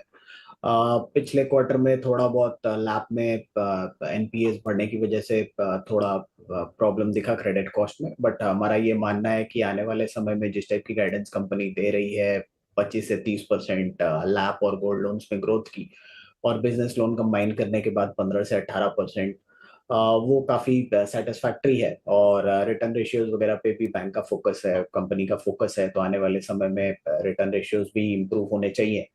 हमारा मानना है कि अगले साल कंपनी 10 रुपए के आसपास की अर्निंग्स आसानी से रिपोर्ट कर देगी। अभी 68 रुपए की बुक वैल्यू है, 75 से 78 रुपए की बुक वैल्यू, और 2 का मल्टीपल आसानी से मिल जाना चाहिए। तो 160 170 रुपए के टारगेट के हिसाब से फेडफिना या Fed bank Financial. Okay, Fed bank financial services, ये आपका स्टॉक है। मैं आपके स्क्रीन पे ये पूरे के पूरे जो ट्रेड्स थे वो रख देता हूँ। हमने शिल्पा जी के सौजन्य से सस्ता ऑप्शन पिक किया। पहला ट्रेड LIC की 1095 पे कॉल, 960 की स्ट्राइक, FNO सुपरस्टार मानस जी ने पिक किया। और आपकी स्क्रीन पर सुप्रीम इंडस्ट्रीज, क्या गजब का ट्रेड रहा है ये। आई थिंक ठोक के चला जाना, इसे कहते हैं कह के चलना। और 4488 पे 4625 का अभी भी लक्ष्य बन रहा है। उसके बाद जो अगला ट्रेड था ब्लू स्टार, ये राजेश सतपुते जी का ट्रेड रहा 1710। और फेड फाइनेंशियल यहाँ पर जो है वो अभी शरद जी ने फेड बैंक फाइनेंशियल रिकमेंड किया। ये पोजिशनल कॉल है, याद रखिएगा, ये डे ट्रेड कोई नहीं है। ऑल टाइम हाई पे BEL जिसका जिक्र मैं कर रहा था, अब ऑल टाइम हाई के क्लोज की तरफ बढ़ता हुआ। Let's bring Federal as well. अभी मेरे स्क्रीन पे फेडरल आया, मैं फेडरल को भी देखना चाह रहा था कि क्या कर रहा है। और फेडरल बैंक इट्स दिखाएंगे 205 पे। वो ये सोने की अच्छी खासी तेज़ी का अगर आप देखें बहुत स्ट्रॉन्ग इम्पैक्ट नहीं था। लेट्स लीव इट, छोड़ते हैं इसको। और एक दो पॉकेट्स को देख लेते हैं यहाँ पे जो अच्छा कर रही हैं। एक बार आप कैंप्स लेके आइए, अच्छा एक क्लोज की तरफ बढ़ती हुई। और एक बार लेके आइए आप मैरिको। पूरा आज FMCG सुबह ठंडा था, लेकिन 689 पे मैरिको एक रिवर्सल जनरेट कर रहा है। राजेश पल्लवी जी, मैरिको पर रिवर्सल के इच्छुक हैं क्या आप खेलने के? एग्जैक्टली 2 दिन का लो सेम, वहीं से बार बार रिकवरी जनरेट करता हुआ, और वो लो है 100 डे एक्सपोनेंशियल मूविंग एवरेज। आपका टेक? तो वीरेंद्र जी, करेक्शन में ये स्टॉक एक अट्रैक्टिव प्राइस पॉइंट पे अवेलेबल है। अगर हम देखें स्टॉक का स्ट्रक्चर ओवरऑल तो बुलिश ही है। जरूर नियर टर्म चार्ट पे थोड़ी सी वीकनेस यहाँ पे बनी थी। हमें लगता है यहाँ पे रिस्क टू रिवॉर्ड के हिसाब से एक अच्छी प्राइस पॉइंट पे अवेलेबल है, तो यहाँ पे बाय किया जा सकता है विद स्मॉल स्टॉप लॉस। छोटा ही स्टॉप लॉस रखेंगे जो है करीब 680 के आसपास का। ये स्टॉप लॉस रख के ट्रेड लिया जा सकता है। हमें लगता है पुल बैक का एक ट्रेड बन सकता है टुवर्ड 705 की तरफ, तो मैरिको में ट्रेड लिया जा सकता है 680 के स्टॉप लॉस। ओके, 680 का स्टॉप लॉस मैरिको में एक ट्रेड लिया जा सकता है। Q4 के अंदर जब भी शानदार थे, उसके बाद हमें एक मोमेंटम भी देखने को मिला, फिर ठंडा पड़ा, लेकिन निचले स्तरों से इसने भी अभी ठीक ठाक रिकवरी दिखाने की कोशिश की है। मैरिको पे ये एक राय। चलिए अब आगे बढ़ते हैं और कच्चे तेल की बात करते हैं। देखिए, कच्चे तेल की कीमतें आज इसमें नरमी का रुख देखा जा रहा है, लेकिन ईरान इजराइल जंग के बीच ये एक ऐसा समय था जब $80 के करीब तक ये पहुंच गया था। अगर ये संघर्ष और आगे बढ़ा तो क्रूड के भाव पर क्या असर हो सकता है, इस पर एक JM फाइनेंशियल की रिपोर्ट आई है। ये बताने के लिए कंचन हमारे साथ मौजूद है। बताइए कंचन, क्या है रिपोर्ट? जी, डेफिनेटली हमने देखा है कि पिछले कुछ दिनों में क्रूड प्राइस में हमें एक अच्छी खासी तेज़ी देखने को मिली। करीब 7% तक यहाँ पे बढ़ोतरी आई है और $74 पर बैरल तक ये पहुँच गया है। इसके पीछे की वजह क्या है वो समझ लेते हैं। देखिए, जो ईरान और इजराइल के बीच में लड़ाई चल रही है, उसने यहाँ पे जो डर है वो काफ़ी ज़्यादा कायम रखा हुआ है। साथ ही साथ जो US है उसका सैंक्शन भी काफ़ी ज़्यादा टाइट हो गया है, जिसके चलते जो क्रूड प्राइस है उसमें हमें अच्छा खासा एक्शन देखने को मिल रहा है। इसके अलावा पहले ये समझते हैं कि ईरान का ऑयल मार्केट में बेसिकली जो है रोल क्या है। अगर हम समझें तो जो ईरान है वो डेली अप्रॉक्सीमेटली 3.5 मिलियन बैरल का प्रोडक्शन करता है, जिसमें से वो 1.5 से 2 मिलियन बैरल का जो है एक्सपोर्ट करता है। अब अगर यहाँ पे आधे से 1 मिलियन बैरल में भी कहीं ना कहीं डिस्ट्रप्शन आता है तो जो क्रूड का भाव है वो हमें $5 से $10 तक बढ़ता हुआ देखने को मिलता है। इसके अलावा स्ट्रेट ऑफ हॉर्मस जो कि सबसे बड़ा ऑयल रूट है उसमें एक रिस्क फैक्टर जो है वो बनता हुआ दिखाई दे रहा है। अगर आप देखें तो दुनिया का 20 से 25% जो ऑयल और LNG है वो इसी पैसेज से गुजरता है। अब अगर ईरान इस रूट को ब्लॉक कर देता है तो जो ग्लोबल ऑयल सप्लाई चेन है वहां पे हमें एक बड़ा डेंट पड़ता हुआ दिखाई दे सकता है। इसके अलावा ऑयल प्राइस का आगे का आउटलुक क्या है ये समझ लेते हैं JM फाइनेंशियल में।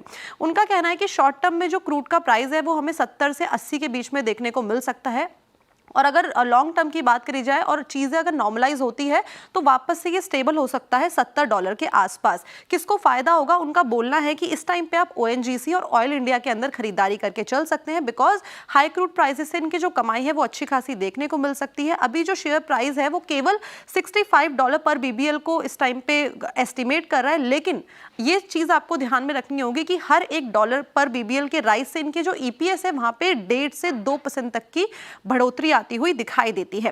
किसको नुकसान होगा वो देख लेते हैं। उन्होंने बोला है कि इस टाइम पे आप बिक्वाली करके चल सकते हैं HPCL में और IOCL में, और इस टाइम पे होल्ड करके चल सकते हैं BPCL को, बिकॉज हाई ऑयल प्राइसेस से जो OMCs है उनके मार्जिन्स में एक काफ़ी ज़्यादा जो डेंट है वो हमें पड़ता हुआ दिखाई देता है। और अगर इस टाइम पे हम बात करें बाकी के इनके मार्जिन्स की तो देखिए $77 पर जो बैरल है उसके फ्यूल मार्जिन्स में हमें मार्जिन देखने को मिलता है करीब 3.5 रुपए प्रति लीटर का, और यही अगर घट जाता है 73 $3 पर बैरल हो जाता है तो जो फ्यूल मार्जिन है वो सीधा जंप करता है 5.5 रुपए प्रति लीटर में, यानी कि हर $1 प्रति बैरल ऑयल प्राइस बढ़ने से इनके जो मार्जिन है वो हमें आधा % तक जो है वो घटते हुए दिखाई दे सकते हैं। इन कंक्लूजन अगर हम समझे तो ऑयल, जो क्रूड ऑयल है उसके रेट बढ़ने से आपको पेट्रोल, डीजल और साथ जो एलपीजी है उसमें महंगाई महसूस हो सकती है और ओएनजीसी, ऑयल इंडिया जैसे स्टॉक को फायदा हो सकता है। लेकिन at the same time OMCs जैसे कि एचपीसीएल, आईओसीएल वो प्रेशर में आ सकते हैं। बिल्कुल, शुक्रिया आपका कंचन। तो ये इस समय व्यू ऑयल से रिलेटेड प्लेस पर। मीनवाइल ब्रेंट देखिए अब आप 73.46 पर आ गया वो, तो क्लियरली एक अच्छा यहाँ पर कूल ऑफ देखने को मिल रहा है। शरद जी, ऑयल मार्केटिंग कंपनीज में एक बेट ली जाए क्या, क्योंकि ये स्टॉक काफ़ी गिरे क्रूड की वजह से, या फिर अवॉइड करेंगे इन्हें? नहीं, मुझे लगता है देखिए स्ट्रक्चरली जैसा डिमांड सिनेरियो और सब बना हुआ है ऑयल के लिए, टेम्पोररी ऐसे ब्लिप्स तो आएंगे जियोपॉलिटिकल टेंशंस की वजह से, बट मेरे हिसाब से जिस टाइप का कितना $5-10 की रैली हमने नीचे से देख ली है, तो हाई प्रोबेबिलिटी है कि ये सस्टेन नहीं होगा, और अगर ऊपर जाता भी है तो मैक्सिमम ये 5-10 दिन जब तक ये लड़ाई झगड़े चलते हैं तब तक ये चलेगा। उसके बाद जो नॉर्मल ट्रेजेक्ट्री है वो नीचे वाली चालू हो जानी चाहिए, और ओएमसीज इन वैल्यूएशन पे अट्रैक्टिव है और बड़ी ट्रेजेक्ट्री में मेरे हिसाब से ओएमसीज बेटर प्लेस्ड है। तो हालांकि जो ईएनपी कंपनीज हैं वहां भी मुझे नहीं लगता कि ये वैल्यूएशन में ओएनजीसी ऑयल में ज्यादा कुछ खोने को है, बट ओएमसीज में मुझे लगता है ये कॉन्ट्रा ट्रेड आपको लेना चाहिए इन लेवल्स पे, और यहाँ से अगर $1-2 ऊपर भी ऑयल जाता है तो वहां पे वापस अगर आपको डिप मिलती है तो ओएमसीज को एक्यूमुलेट करना चाहिए। IOC, HP, BP across the board हमारे हिसाब से यहाँ से एटलीस्ट 30 से 35% अपसाइड तो है ही इन सारे स्टॉक्स में।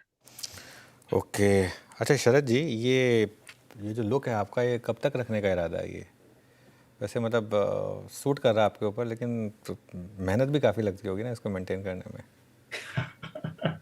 नहीं, अभी तो ऐसे ही रहेगा क्योंकि शेव करने में वैसे भी काफी दिक्कत होती है, बियर्ड काफी हार्ड है मेरी।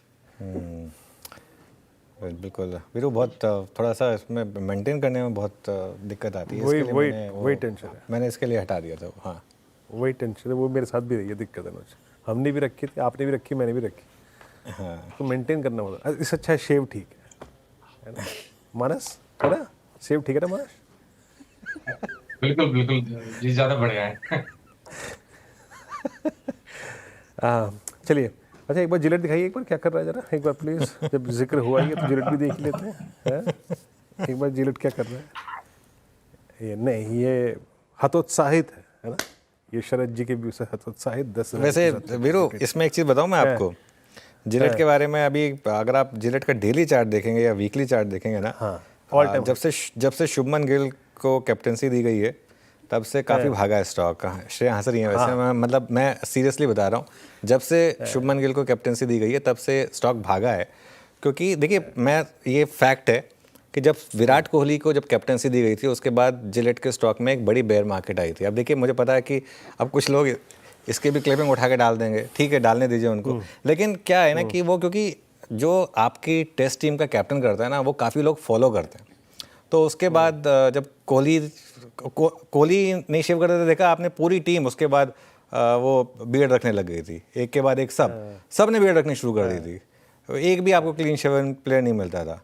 अब ये एक्सपेक्टेशन है, और उसी को देखे देखते बाकी लोग, जो अब इस देश में क्रिकेट का क्रेज़ इतना है कि सब फॉलो करते हैं, सबके हीरो विराट कोहली थे। अब अगर बाई चांस शुभमन गिल चल गए, मतलब बड़ा रिस्क है ये कि 1 महीने का चार्ट देखिए, जिस दिन से शुभमन गिल को टेस्ट कैप्टन बनाया उस दिन से आप मूव देखिए स्टॉक का, शानदार तेज़ी है इसमें। ये वो ट्रेड्स होती हैं जो आपको कोई कहेगा नहीं। ये कभी कभी आप जो मार्केट में अगर 20 साल से रहते हैं और आपने ये चीज़ें ऑब्जर्व की हो तो समझ में आती हैं।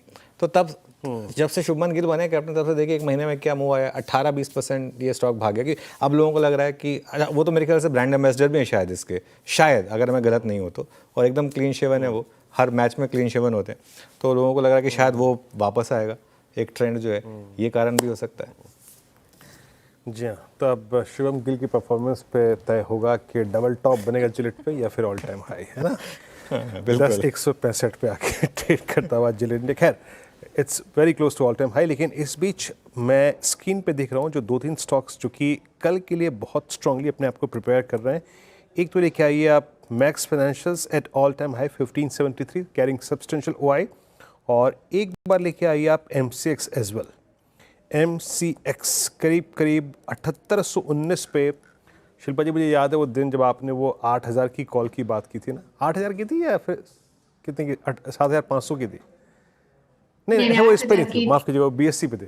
नहीं, वो BSC पे थी, इस पे थी, किस पे थी? BSC पे एडजस्टमेंट से पहले थी। खैर, एनीवे, MCX पर अभी आपका टेक क्या है? जी बिल्कुल, इसमें भी अभी आप 8,000 का व्यू इजीली हम फॉर्म कर सकते हैं। यहाँ पे स्ट्रेंथ है, मोमेंटम है। यहाँ पे मुझे लगता है आपको शायद 1-2 दिन में ये लेवल्स आपको मिलने चाहिए।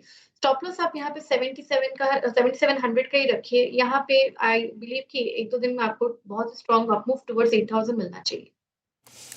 ओके, चलिए अब एक काम करते हैं। अब हमारे साथ हमारे अगले मेहमान जुड़ गए हैं और उनसे बात करेंगे इस मार्केट में आपको क्या करना है, क्योंकि एक के बाद एक मार्केट काफ़ी वीक की उसको इग्नोर कर रहा है। लेटेस्ट ये जो इजराइल ईरान के बीच में जो टेंशन्स बढ़ी, पॉलिसी आई थी, उसके बाद हमने एक बड़ी रैली देखी थी, क्या वो कंटिन्यू करेगी? हमारे साथ पाइपर सरिका के फाउंडर और फंड मैनेजर अभय अग्रवाल जुड़े हैं। अभय जी, गुड आफ्टरनून।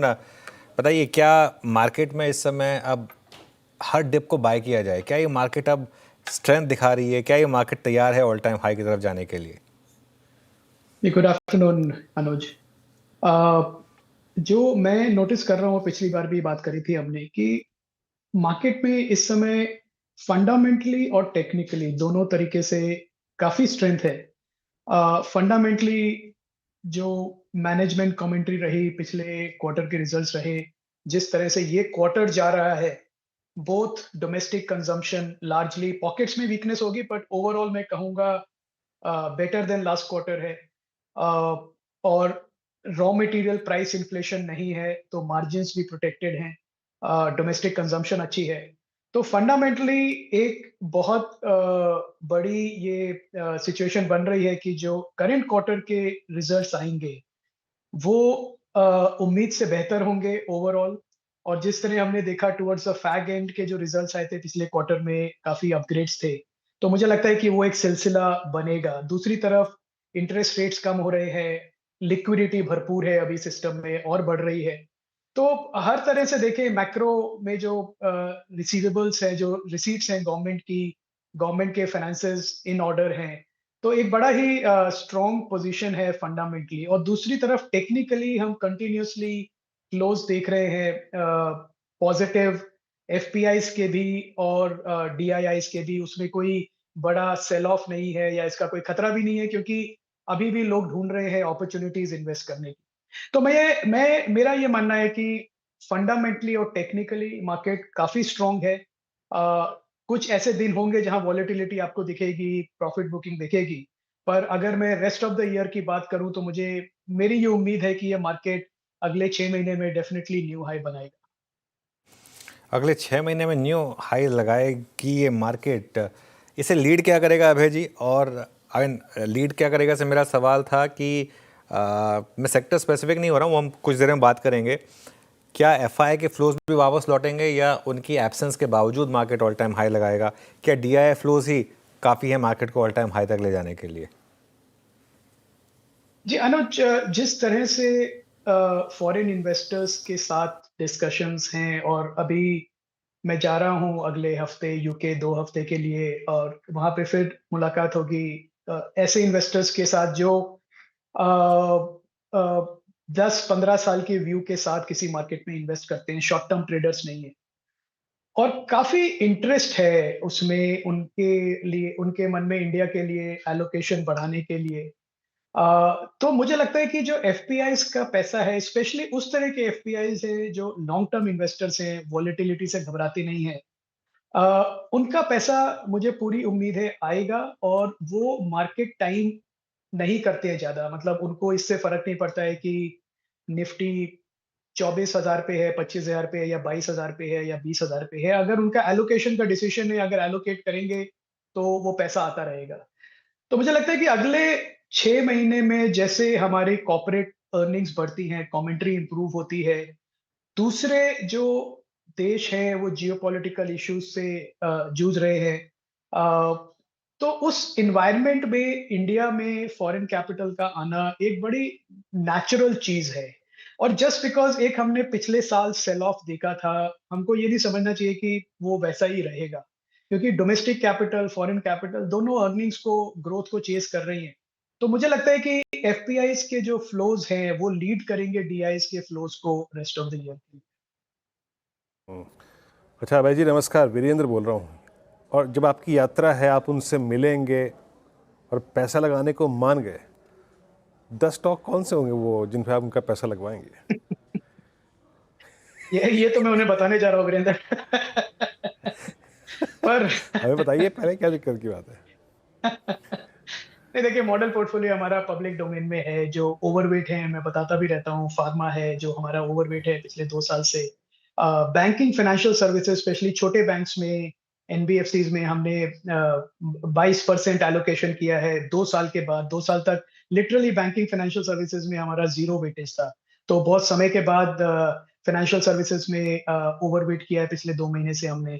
और तीसरा सेक्टर है ईएमएस सेक्टर है, जो मुझे लगता है इलेक्ट्रॉनिक मैन्युफैक्चरिंग, जो आज एक रिपोर्ट आई जो गाइड कर रही है कि इलेक्ट्रॉनिक मैन्युफैक्चरिंग इंडिया में $100 बिलियन से $300 बिलियन हो जाएगी अगले 6 साल में। केपीएमजी की या पीडब्ल्यूसी की रिपोर्ट है।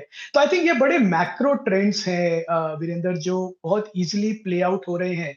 और अगर हम इन ट्रेंड्स के साथ रहे, जिसको हम कहते हैं लाइन ऑफ लीस्ट रेजिस्टेंस, तो अगले 3 साल 5 साल में 20-22%, 25% तक का IRR banana without doing too much of activity, मुझे लगता नहीं कि बहुत बहुत मुश्किल होगा। तो इन्हीं स्पेसेस में से जो बड़े नाम हैं वो हमारे पोर्टफोलियो में हैं। अच्छा, ये अभय जी, आपने फार्मा का जिक्र किया। फार्मा तो अच्छा कर रहा है, फार्मा ब्रेकआउट है, but what about health care? आप देखिए ना, फोर्टिस को देखिए, मैक्स को देखिए, अपोलो को देखिए, क्या लीडरशिप लिया है इन्होंने। I mean, more stable, more stronger than I think pharma. इस पर व्यू क्या है आपका? नहीं, अच्छे कैचअप रैली है, डोमेस्टिक कंजम्पशन से रिलेटेड है। जैसे इंश्योरेंस, मेडिकल इंश्योरेंस का प्ले बढ़ रहा है, जिस तरह से लोगों की रिक्वायरमेंट्स बढ़ रही हैं, कंसोलिडेट हो रहा है ये मार्केट। तो ये बड़े नेचुरल प्लेस हैं। इसमें एक डायग्नोस्टिक्स भी हम जोड़ सकते हैं, diagnostics, health care, hospitals, pharmacy, वो भी एक तीसरा प्ले है। तो ये एक पूरा इकोसिस्टम है वीरेंद्र, जिसमें ये सिर्फ बढ़ेगा, ये कम नहीं होगा। मतलब जिस तरह से हमारा मैक्रो रिक्वायरमेंट है, डेमोग्राफिक्स चेंज हो रहे हैं, urban area, semi urban area, इन सब चीजों में ग्रोथ की बहुत हाई पोटेंशियल है। और ये लीडरशिप्स क्रिएट हो चुकी हैं। जो Apollo hospital by far the biggest leader, Virendra, हमारे पोर्टफोलियो में ये 10 साल से स्टॉक है ये। और स्मॉल कैप से हमने स्टार्ट किया, स्मॉल कैप से मिड कैप बना, लार्ज कैप बना, निफ्टी में आ गया। तो ये पूरी जर्नी आप as an investor play out कर सकते हैं। तो डोमेस्टिक हेल्थ केयर एक डोमेस्टिक कंजम्पशन का बहुत बड़ा हिस्सा है, और आई थिंक हर इन्वेस्टर के पोर्टफोलियो में ये होना चाहिए। Okay, Abhay ji, good afternoon. Shreya बात कर रही हूँ। आईटी स्पेस को लेकर सवाल ये, जिस तरीके से आईटी आज ही नहीं बल्कि पिछले कुछ सत्रों से लीड ले रहा है, और हम डिस्कस भी कर रहे थे आज शो में, इसे कैसे देख रहे हैं आप? जो कंसर्न्स थे आईटी सेक्टर को लेकर, वो कहीं ना कहीं अब धूमिल होते हुए नजर आ रहे हैं, और ऐसे मूड मॉल में क्या आपने एक्सपोजर बढ़ाया है, और अगर हाँ तो वो कौन से स्टॉक्स हैं? जी, बिल्कुल एक्सपोजर नहीं बढ़ाया है, ना कोई इरादा है एक्सपोजर बढ़ाने का। 2 साल से हमारा 0 वेटेज है आईटी सेक्टर में। और वो इसलिए श्रेया कि एक इनोवेशन नहीं है, प्राइसिंग पावर नहीं है, ग्रोथ नहीं है। तो मुझे अभी भी समझ में नहीं आता, मैं लोगों से पूछता भी हूँ, मुझे जवाब मिलता नहीं कि अगर कोई कंपनी खुद गाइड कर रही है कि वो 2 से 3% बढ़ेगी साल में, और मार्जिन्स अंडर प्रेशर रहेंगे, और कस्टमर ज्यादा बिजनेस नहीं दे रहे हैं, तो उस कंपनी को मैं 25 से 30 टाइम का प्राइस अर्निंग मल्टीपल क्यों दूं? मतलब मेरा बेस्ट केस ये है कि वो स्टॉक साइडवेज जाएगा, मेरे लिए कोई रिटर्न नहीं बनेगा।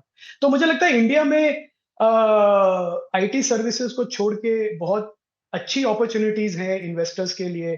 तो आईटी सर्विसेज में हमारा 2 साल से अंडरवेट है, और वो अभी हम कैरी करेंगे जब तक हमें लगता नहीं है कि ये कंपनीज कॉम्पिटिटिव बन रही हैं ग्लोबल लेवल।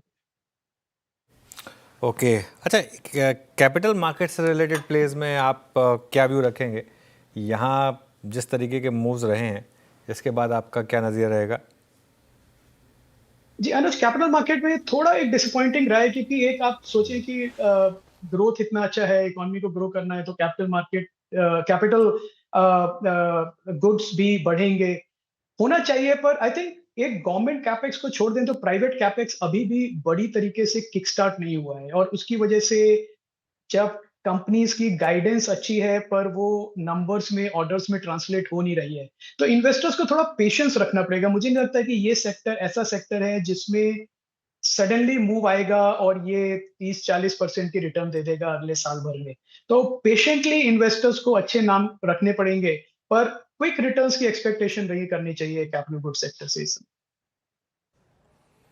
अच्छा, ये अभय जी एक बात बताइएगा मेरे को, मैं पिछले कुछ समय से देख रहा था इंडियन होटल्स अंडर परफॉर्म कर रहा है। जो थोड़ा जियोपॉलिटिकल टेंशन्स है उसके बीच में वो बड़े बड़े होटल्स जिनकी ग्लोबल प्रेजेंस है वो, या फिर जिनकी डोमेस्टिक प्रेजेंस बहुत स्ट्रॉन्ग है, दोनों में से किस पॉकेट पे आप फोकस करेंगे? आप टूरिज़्म देखिए, डोमेस्टिक टूरिज़्म गजब है, और कुछ क्षेत्रों का, कुछ देशों का हमने बॉयकॉट किया, कुछ जियोपॉलिटिकल टेंशन्स, फ्लाइट्स का अगर आप देखें, कुछ रूट्स को अवॉइड करना। आप कौन से होटल्स पे फोकस कर रहे हैं इस वक्त, अगर हैं आपके पोर्टफोलियो में तो? जी, हमारे पोर्टफोलियो में थे 2 स्टॉक्स जो हमने रिसेंटली एग्जिट किए, क्योंकि मुझे लगा वैल्यूएशन अब जस्टिफाई नहीं कर रहा है उनके अर्निंग्स को। ग्रोथ है अभी भी डोमेस्टिक सेक्टर में काफ़ी, जिस तरह के प्राइसेस हम या मेरे कोलीग्स पे करते हैं अभी बिजनेस ट्रैवल के लिए होटल्स में, ओवरनाइट स्टे के लिए भी बहुत महँगे हैं, तो क्लियरली होटल्स का मार्जिन सस्टेन हो रहा है, प्राइसिंग सस्टेन हो रही है। और जिस तरह का समय लगता है डिमांड को फिल करने के लिए, सप्लाई को आने में कम से कम भी 4 से 5 साल का समय लगता है। तो ये काफ़ी यूनिक प्रॉपर्टीज़ हैं, स्पेशली बिज़नेस ट्रैवल के स्पेस में। तो मुझे लगता है छोटे कुछ जो हैं रिलेटिवली, जैसे लेमन ट्री है जो काफ़ी वाइड स्प्रेड प्रेज़ेंस है, मेरा बाय रिकमेंडेशन नहीं है, बट अ डाइवर्सिफाइड पोर्टफोलियो वो अच्छे बेट्स हैं इस समय ट्रैवल के लिए, compare to large properties, luxury properties जिसमें कि वैल्यूएशंस इस समय बहुत स्ट्रेच्ड हैं। वीरेंद्र, ये मतलब एट ग्लोबल लेवल मैंने कभी इस तरह की वैल्यूएशंस नहीं देखी होटल सेक्टर में। तो आई थिंक थोड़ा कॉशियस रहना पड़ेगा, पर ये डेफिनेटली ग्रोथ सेक्टर है, just driven by demand and supply situation. तो अगले 3-4 साल तक तो टॉप लाइन और मार्जिन का ग्रोथ हमें देखने को मिलेगा। ओके अभय जी, गोल्ड 1 लाख पार हो चुका है। अब ऐसे में क्या इन्वेस्टमेंट स्ट्रैटेजी को रिविजिट करना ज़रूरी है? क्या अब गोल्ड लोन कंपनीज जैसे कि मुथूट फाइनेंस, मनप्पुरम फाइनेंस पे बेट लगनी चाहिए? साथ ही क्या अब पोर्टफोलियो डाइवर्सिफाई करने का भी वक्त है, ये समय की मांग है? क्या कमोडिटी मिक्स भी पोर्टफोलियो में शामिल होगा? आपकी राय इस पर? देखिए, ये ना बड़े स्टेडी कमोडिटीज हैं। प्रेशियस मेटल्स की अगर आप बात कर रहे हैं, दोनों गोल्ड और सिल्वर भी अब थोड़ा कैचअप मूड में आ रहा है। तो एक स्केर्सिटी है जो डिमांड ड्राइव करती है, सप्लाई डिमांड जो है वो ड्राइव करती है। तो जब डिमांड ज्यादा है, जो अभी हम देख रहे हैं पिछले साल भर से दुनिया भर में फिजिकल गोल्ड की इतनी डिमांड बढ़ी है कि उसको मीट करने के लिए सप्लाई सस्टेन नहीं कर पा रही है, और उसका एक ही नतीजा निकलता है कि प्राइसेस बढ़ते जाते हैं। अब ये कब तक डिमांड सस्टेन करेगी गोल्ड की, फिजिकल गोल्ड की, और उसका इम्पैक्ट प्राइस पे क्या आएगा? क्या 1 लाख पे रुक जाएगा, 1.25 लाख पे जाएगा, 1.5 लाख पे जाएगा? ये कुछ भी कहना बहुत मुश्किल है, क्योंकि ये कंज्यूमर बिहेवियर पे और सेंट्रल बैंक बाइंग पे डिपेंड करता है इस समय, प्लस जियोपॉलिटिकल सिचुएशन पे। पर मुझे नहीं लगता कि यहाँ से कम होगा प्राइस, क्योंकि जिस तरह की डिमांड है फिजिकल गोल्ड की, ईटीएफ को छोड़ के भी वो बहुत स्ट्रांग है। और इसमें डेफिनेटली फायदा है गोल्ड लोन कंपनीज का, क्योंकि उनकी ability to lend to the same customer बढ़ जाती है। 50,000 के रूट पे आप 40,000 का लोन दे सकते हैं, 1 लाख रुपए के रेट पे आप 80,000 का लोन दे सकते हैं। तो ऑब्वियसली आपकी बुक बढ़ती जाती है उतनी। और अभी हाल ही में आरबीआई ने भी रिलैक्स किया है, एलटीवी रेशियो 85% कर दिया है। तो मतलब अगर आप 1 लाख रुपए का गोल्ड दे रहे हो तो आपको 85,000 रुपए का लोन बढ़ जाएगा। तो आई थिंक ये पूरा सेक्टर है जो गोल्ड लेंडर्स का, जो गोल्ड लोन कंपनीज है, मुथूट, मन्नापुरम, उनके अलावा काफी साउथ इंडियन बैंक्स हैं केरला में जो बेस्ड हैं, जो ये बड़ा बिजनेस करते हैं गोल्ड लोन्स का, जैसे सीएसबी है, साउथ इंडियन बैंक है। तो आई थिंक ये सबको अपनी बुक बढ़ाने का एक अच्छा मौका है इस समय। भाई जी बहुत बहुत शुक्रिया, और आपके मुंह में घी शक्कर सर। गोल्ड पे आपने अभी करीब 1,50,000 की बात करी। बहुत बहुत शुक्रिया आपका। यानी अनुज, जिसने साल भर पहले भी गोल्ड लिया उसको 1 लाख रुपए ऊपर मिल जाएगा। खैर, ये मैं ऐसी बात कर रहा था लाइट नोट पे। बट अनुज, एक अच्छे क्लोज की तरफ हम बढ़ते हुए बताइए क्या अप्रोच रखें निफ्टी और निफ्टी बैंक पे। इंटरडे प्रॉफिट्स भी हमारे पास पड़े हैं। और एक और प्रश्न अनुज, क्योंकि हम 25,000 को अब अप्रोच करेंगे कल, अगर खुलते ठीक ठाक हैं तो ऐसे में कैसे अप्रोच करना है इस लेवल को निफ्टी बैंक पे?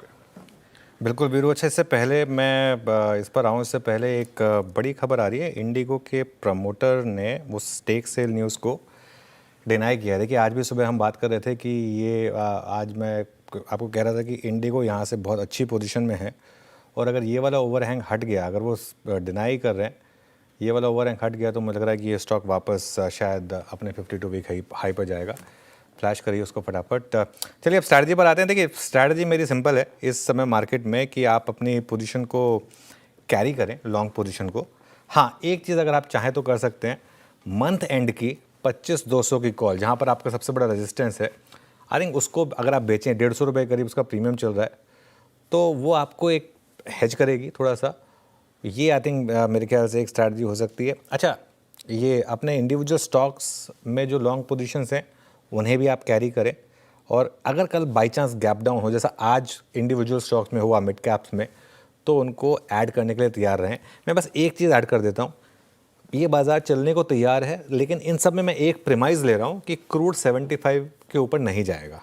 अगर क्रूड 75 के ऊपर जाना शुरू हुआ तब तो खैर सब चीज़ें जैसे कहते हैं कि ऑल बेट्स आर ऑफ, लेकिन अगर ऐसा नहीं हुआ तो मेरा ये मानना है कि ये जो मार्केट है ये फिर अपसाइड के लिए या रैली के लिए तैयार है शायद।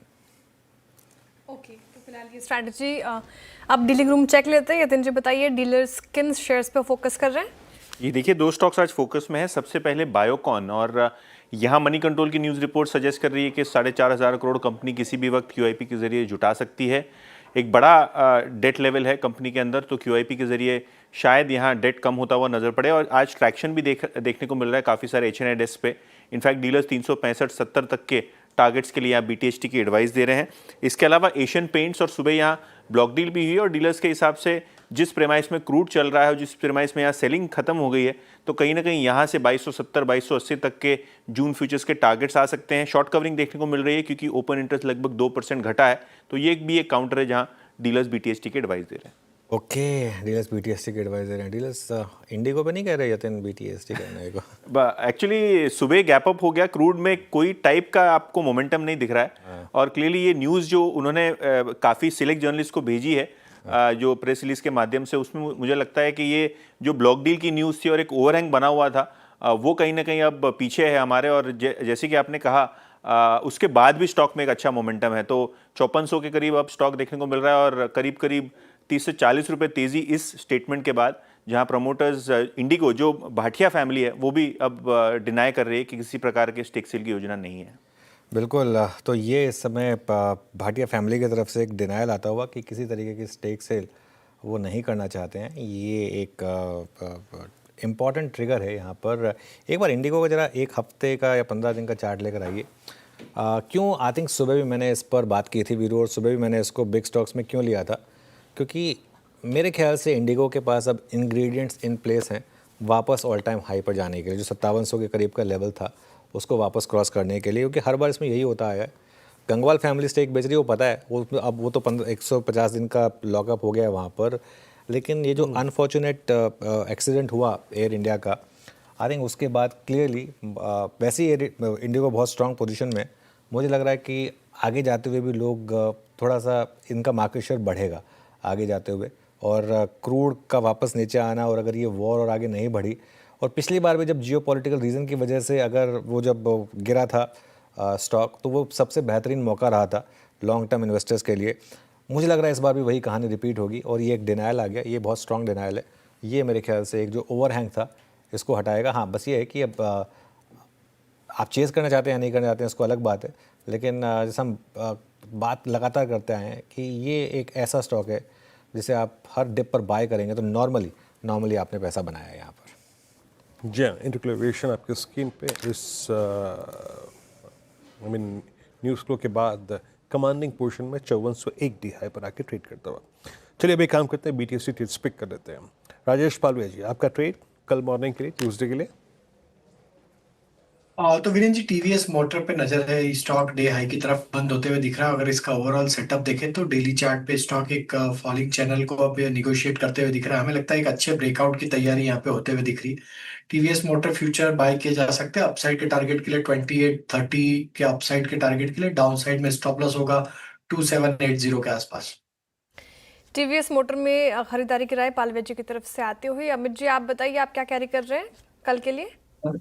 जी श्रेया जी, मैं ओबराय रियल्टी के साथ जाना चाहूंगा। हम देख रहे हैं कि वापस रियल्टी स्टॉक्स में एक ट्रैक्शन आ रहा है। सबने 10 और 20 डमा से एक वापस पुल बैक दे रहा है। Same is the case with Oberoi realty. Structure यहाँ पे पॉजिटिव है, स्टॉक बेस से बाहर निकला था, थोड़े 2-3 दिनों का यहाँ पे पुल बैक आया है और वापस एक अपट्रेंड रिज्यूम हो रहा है। 1928 का प्राइस है, 1910 का स्टॉप लॉस रहेगा और टारगेट्स रहेंगे 1970, 1970 रुपए के। ओके, चलिए, तो ये हो गया ओबेरॉय रियल्टी पर एक ट्रेड। शिल्पा जी की ट्रेड हो गई क्या? शिल्पा जी, क्या ट्रेड कैरी करेंगे कल के लिए? जी बिल्कुल अनुज जी, बीटीएसटी रहेगा। एयू बैंक में बैंक निफ्टी में भी स्ट्रेंथ है और ये बैंक में पर्टिकुलरली आप देखेंगे तो आज 750 760 जोन्स पे बहुत स्ट्रॉन्ग पुट राइटिंग हुई है। तो यहाँ पे 760 के स्टॉप लॉस से लॉन्ग रहना चाहिए। 800 से लेके 820 टारगेट्स एक्सपेक्टेड है। Okay, AU small finance bank move strong है इसमें। और अब चलते हैं मानस जी के पास। मानस जी, आपके कैरी करेंगे? वीरेंद्र जी, आईजीएल में खरीदारी करके जाएंगे। आईजीएल ने अपने 10-20 मूविंग एवरेज को रिगेन कर लिया है। आई थिंक यहाँ पर वापस पिछले हाईज स्टॉक टेस्ट कर सकता है, तो आईजीएल के फ्यूचर में खरीदारी करेंगे। 210 रुपए के आसपास के प्राइस चल रहे हैं। 207 का स्टॉप लॉस लगाएंगे और 217 के टारगेट सेट करेंगे। ओके, आईजीएल बीटीएसटी के तौर पर ये पिक आती हुई मानस जी की तरफ से। राजेश सातपुते जी, आप बताइए, आप क्या कैरी करेंगे कल के लिए? हाँ श्रेया जी, देखिए, मैं टीसीएस को लेकर जाऊंगा। मुझे लगता है एक पोजीशन आईटी वाली हाथ में रहनी चाहिए जाते जाते। तो टीसीएस अगर आप चार्ट देखें तो बहुत ही क्लीन ब्रेकआउट है। अगर आप डेली चार्ट देखें तो इट्स अ फॉलिंग चैनल जिसका ब्रेकआउट मिला है विद कंफर्मेशन की। तो यहाँ पे थोड़ा बहुत ओपन इंटरेस्ट का भी जमावड़ा दिख रहा है। तो यहाँ पे देखिए, TCS as far as the levels are concern 3510 पे चल रहा है। 3500 पे कॉल राइट रखते हैं तो शॉर्ट स्क्वीज होगा। इसका जो स्विंग का टारगेट होगा वो रहेगा 3580 टू 3600। 3500 का सपोर्ट है तो हमारा स्टॉप लॉस होगा 3480 का। ओके, चलिए, अब गाबा सर के पास चला जाए। गाबा सर, आपका पिक? मेरा पिक रहेगा वही जो मैंने दिया था पहले 2 बजे, सुप्रीम इंडस्ट्रीज। उसका टारगेट अचीव हो चुका है, लेकिन अब भी इसमें अच्छी तेजी है। सुप्रीम इंडस्ट्रीज में ट्रेड कर रहा है 4585 पर। मेरे ख्याल से 4550 का स्टॉप लगाना चाहिए। ये लगता है पार कर लेगा 4600। तो yes, supreme industries. Okay, supreme industries बिल्कुल बहुत ही शानदार मोमेंटम है और इसका एक इंटरेस्टिंग चीज़ देखिए, फ्यूचर अभी भी डिस्काउंट पर है इसका। आई थिंक ये 3800 पर वीरो ने पहली बार स्पॉट किया था, इसे मुझे याद है अच्छे से, और तब से इसमें नॉन स्टॉप मूव है। फ्यूचर अभी भी डिस्काउंट पर है। मुझे लग रहा है कि ये शायद जल्दी स्पॉट को कन्वर्ज करे। तो यहाँ पर शानदार मोमेंटम, मेरे ख्याल से इस सीरीज़ का सबसे स्ट्रॉन्ग स्टॉक यही रहा है, सुप्रीम इंडस्ट्री। चलिए आगे बढ़ते हैं। ईरान इजराइल वॉर से क्रूड की कीमतें बढ़ी और सप्लाई प्रभावित हुई, तो क्या होगा? बाजार इसको लेकर चिंतित है। हालांकि सरकारी सूत्रों से हमें जो एक्सक्लूसिव जानकारी मिल रही है उसके मुताबिक भारत को चिंता करने की कोई ज़रूरत नहीं है और भारत के पास क्रूड का पर्याप्त भंडार है। चलते हैं इस बात को समझने के लिए लक्ष्मण रॉय के पास। लक्ष्मण जी, गुड आफ्टरनून, बताइए ज़रा। देखिए, दरअसल इजरायल और ईरान युद्ध के बाद ये आशंका जताई जा रही थी कि भारत में कच्चे तेल की सप्लाई कम हो सकती है, कच्चे तेल का संकट हो सकता है। लेकिन पेट्रोलियम मंत्रालय के वरिष्ठ सूत्र के हवाले से मुझे ये जानकारी मिली है कि ऐसी कोई आशंका नहीं है। न तो भारत के पास कच्चे तेल की सप्लाई में कोई कमी हो रही है और भारत के पास कच्चे तेल का पर्याप्त स्टॉक यहाँ पर है। और एक और चीज़, जो ये सारी आशंका जताई गई थी वो इस वजह से जताई गई थी चूँकि ईरान ने ये धमकी दी थी कि स्ट्रेट ऑफ हॉर्मुज को वो रोक देगा, वहाँ से जो कच्चे तेल के टैंकर आते हैं उनके आने जाने को रोक देगा। बता दूं कि स्ट्रेट हॉर्मुज जो है वो दरअसल उत्तर में ईरान और दक्षिण में यूएई और ओमान के बीच में एक समुद्र का पैसेज है। वहाँ के जरिए आधे से ज़्यादा कच्चे तेल की सप्लाई होती है और उसमें से 2/3 सप्लाई जो है भारत की सप्लाई वहाँ से आती है और 50% एलएनजी की सप्लाई उधर से आती है। तो पेट्रोलियम मंत्रालय के सूत्रों का कहना है कि इस स्ट्रेट ऑफ हॉर्मुज को रोकना किसी के हित में नहीं होगा, इसलिए इसकी कोई आशंका नहीं कि इसे रोक दिया जाए जिससे कच्चे तेल की दिक्कत हो। तो मुझे लगता है कि ये आशंका एक खारिज होते हुए सरकार की तरफ से आ रही है, हालांकि सरकार इस पर नज़र बनाए हुए है। जी बिल्कुल लक्ष्मण जी, तो खैर अभी कच्चे तेल को लेकर कोई सरकार चिंता में नहीं है, ये एक अच्छी चीज़ होगी। क्लोजिंग की तरफ बढ़ रहे हैं। एक दो स्टॉक्स हैं जहां पर अच्छे ब्रेकआउट आ रहे हैं। सुबह से आईजीएल में अच्छा मूव था, अब महानगर गैस चला। ध्यान रखिएगा आईजीएल चला एक स्पेसिफिक रीज़न से, क्योंकि दिल्ली की कंपनी है वो। महानगर गैस, लेकिन ये सब गैस स्टॉक्स कई बार साथ में चलते हैं, इस वजह से यहाँ पर अच्छा मूव आ रहा है। सुबह MCX पिक किया गया था हमारे पैनल में। आई थिंक गावा सर ने लिया था MCX। गावा सर आपने लिया था ना सुबह MCX? हाँ मेरे दिमाग में तो है, दिया था शायद मेरे। यस मैंने दिया था। हाँ आई थिंक आपका क्विक सिंगल था MCX। ये मुनाफा बांध के लेके जाएं या फिर इसे कैरी करें? अब तक 8,000 लगता है पॉसिबल है, 8,000 तक जाएगा। मोमेंटम है, थोड़ा स्ट्रेच है, लेकिन 8,000 तक जाना चाहिए, ले जाना चाहिए। आई थिंक कैरी फॉरवर्ड कर सकते हैं। ओके, कैरी फॉरवर्ड करें MCX। यहाँ पर मोमेंटम एक बार IEX भी देखते हैं, लेकिन ये बैन में है, इसको छोड़ देते हैं। IEX को छोड़ देते हैं वो, क्योंकि ये भी काफ़ी बीटन डाउन स्टॉक है। यहाँ पर अच्छा मोमेंटम आ रहा है। HPBP, अच्छा इसमें एक इंटरेस्टिंग चीज़ अमित जी, अगर किसी को ये ट्रेड लेनी हो HP या BP की, लेकिन अब रिस्क यही है कि ओवरनाइट कहीं क्रूड वापस भाग गया तो, लेकिन अगर नीचे आया तो कवरिंग बड़ी हो सकती है, तो कैसे अप्रोच करें इसको? कोई ट्रेड बैठ रहा है यहाँ पर? जी वीरेन जी, सॉरी अनुज जी, यहाँ पे एक ब्रेकआउट हमने 3-4 दिन पहले देखा था, बट ये क्रूड की न्यूज के कारण नीचे आ गया। तो जगह जो है वो अच्छी है, स्पेशली BPCL में। ये पुल बैक 50 डेमा से आ रहा है और एक मेरे ख्याल से रीजनेबल जोन है जहाँ पे रिस्क रिवॉर्ड काफी फेवरेबल है। तो मेरे ख्याल से अगर बेट लेना है तो BPCL में लेना चाहिए। लगभग 316 का प्राइस है, 310 का स्टॉप लॉस रखेंगे और मुझे लगता है यहाँ पे 330 तक के टारगेट्स पॉसिबल, अगर क्रूड में कोई सेटबैक नहीं आता है तो। चलिए फटाफट से अब बैन अपडेट लेते हैं, फिर वीडियो के पास चलेंगे ब्रेड के लिए, और फिर पंचनामा की भी बात करनी है। हमारे पास टाइम थोड़ा कम ही बचा है। इरिडा और IEX बैन से बाहर आने की तैयारी कर रहे हैं, शायद बॉर्डर लाइन केसेस हैं दोनों। वीरू फटाफट मार्केट ब्रेड डिस्कस करते हैं। जी अनुज, मार्केट ब्रेड अच्छी है आज क्लियरली। हालांकि ये बताऊँ मैं, यहाँ पे आज भी शॉर्ट कवरिंग एक बहुत महत्वपूर्ण कारण है। आप शॉर्ट कवरिंग के स्टैट्स देखिए, बिगर देन लॉन्ग 108.88 में लॉन्ग, बट इसमें कोई राय नहीं कि लॉन्ग्स भी बहुत इंप्रेसिव है। और शॉर्ट 11, लॉन्ग अनवाइंडिंग करीब 18 स्टॉक्स में 88 जहाँ पे लॉन्ग क्रिएट हुए हैं, उसमें सबसे ऊपर क्या है जरा प्लीज़ दिखाइए।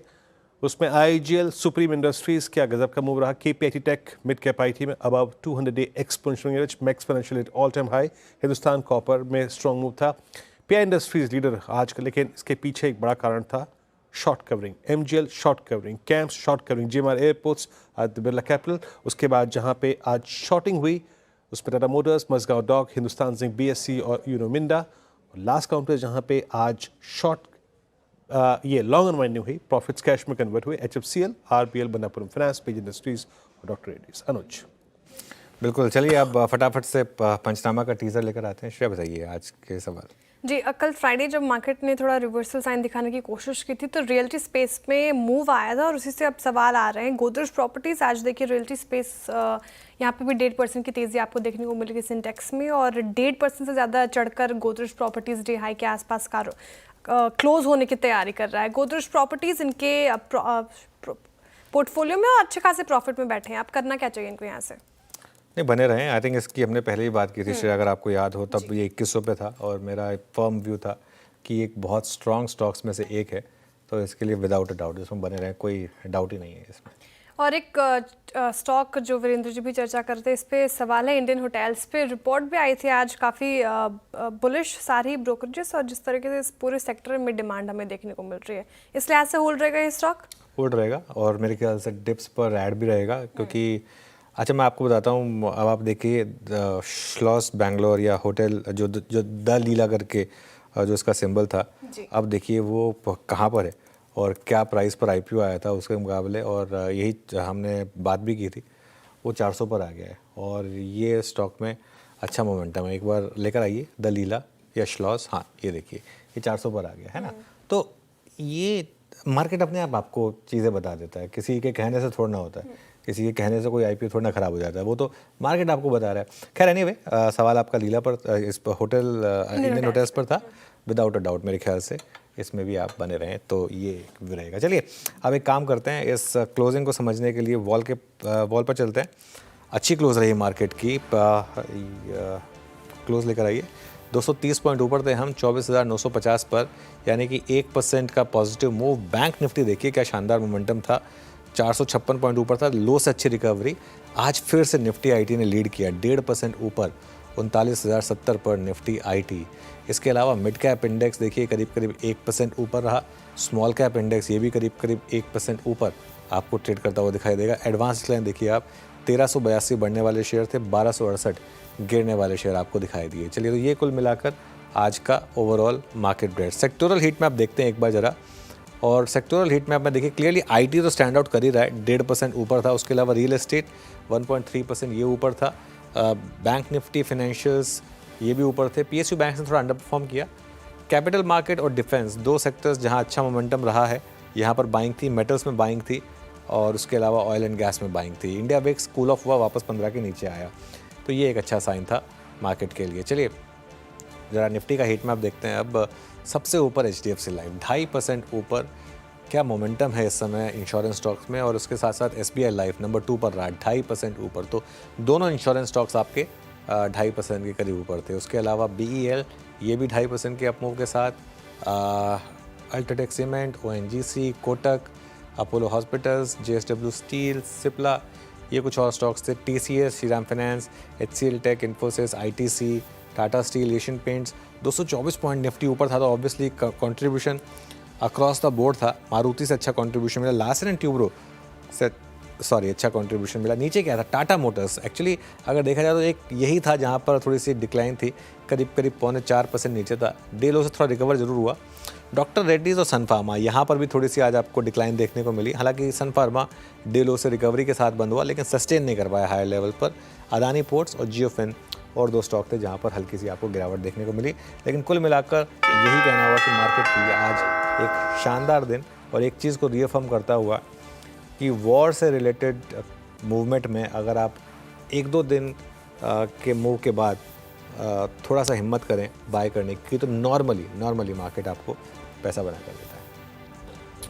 जी हाँ, बेहद शानदार क्लोज आपके स्क्रीन पे 24940। Same is the case with Nifty bank, शानदार तेजी और एक से एक स्ट्रॉन्ग बास्केट थी। और सुप्रीम इंडस्ट्रीज आज का टॉप गेनर विद 5.65% की, क्या गजब का अगर आप देखें स्टॉक का। खैर, उम्मीद करते हैं जितना बेहतर सोमवार रहा, मंगलवार उससे भी बढ़ चढ़ कर होगा। इन्हीं उम्मीदों के साथ इस कार्यक्रम को ही अब एक विराम देते हैं। एक छोटे से ब्रेक के बाद, अंतराल के बाद, आप CNBC आवाज़ के सभी सोशल मीडिया प्लेटफॉर्म पे ये डिस्कशन देख सकते हैं, अपने सवाल पूछ सकते हैं। आपसे फिर मुलाकात होगी कल सुबह मंगलवार। तब तक के लिए नमस्कार।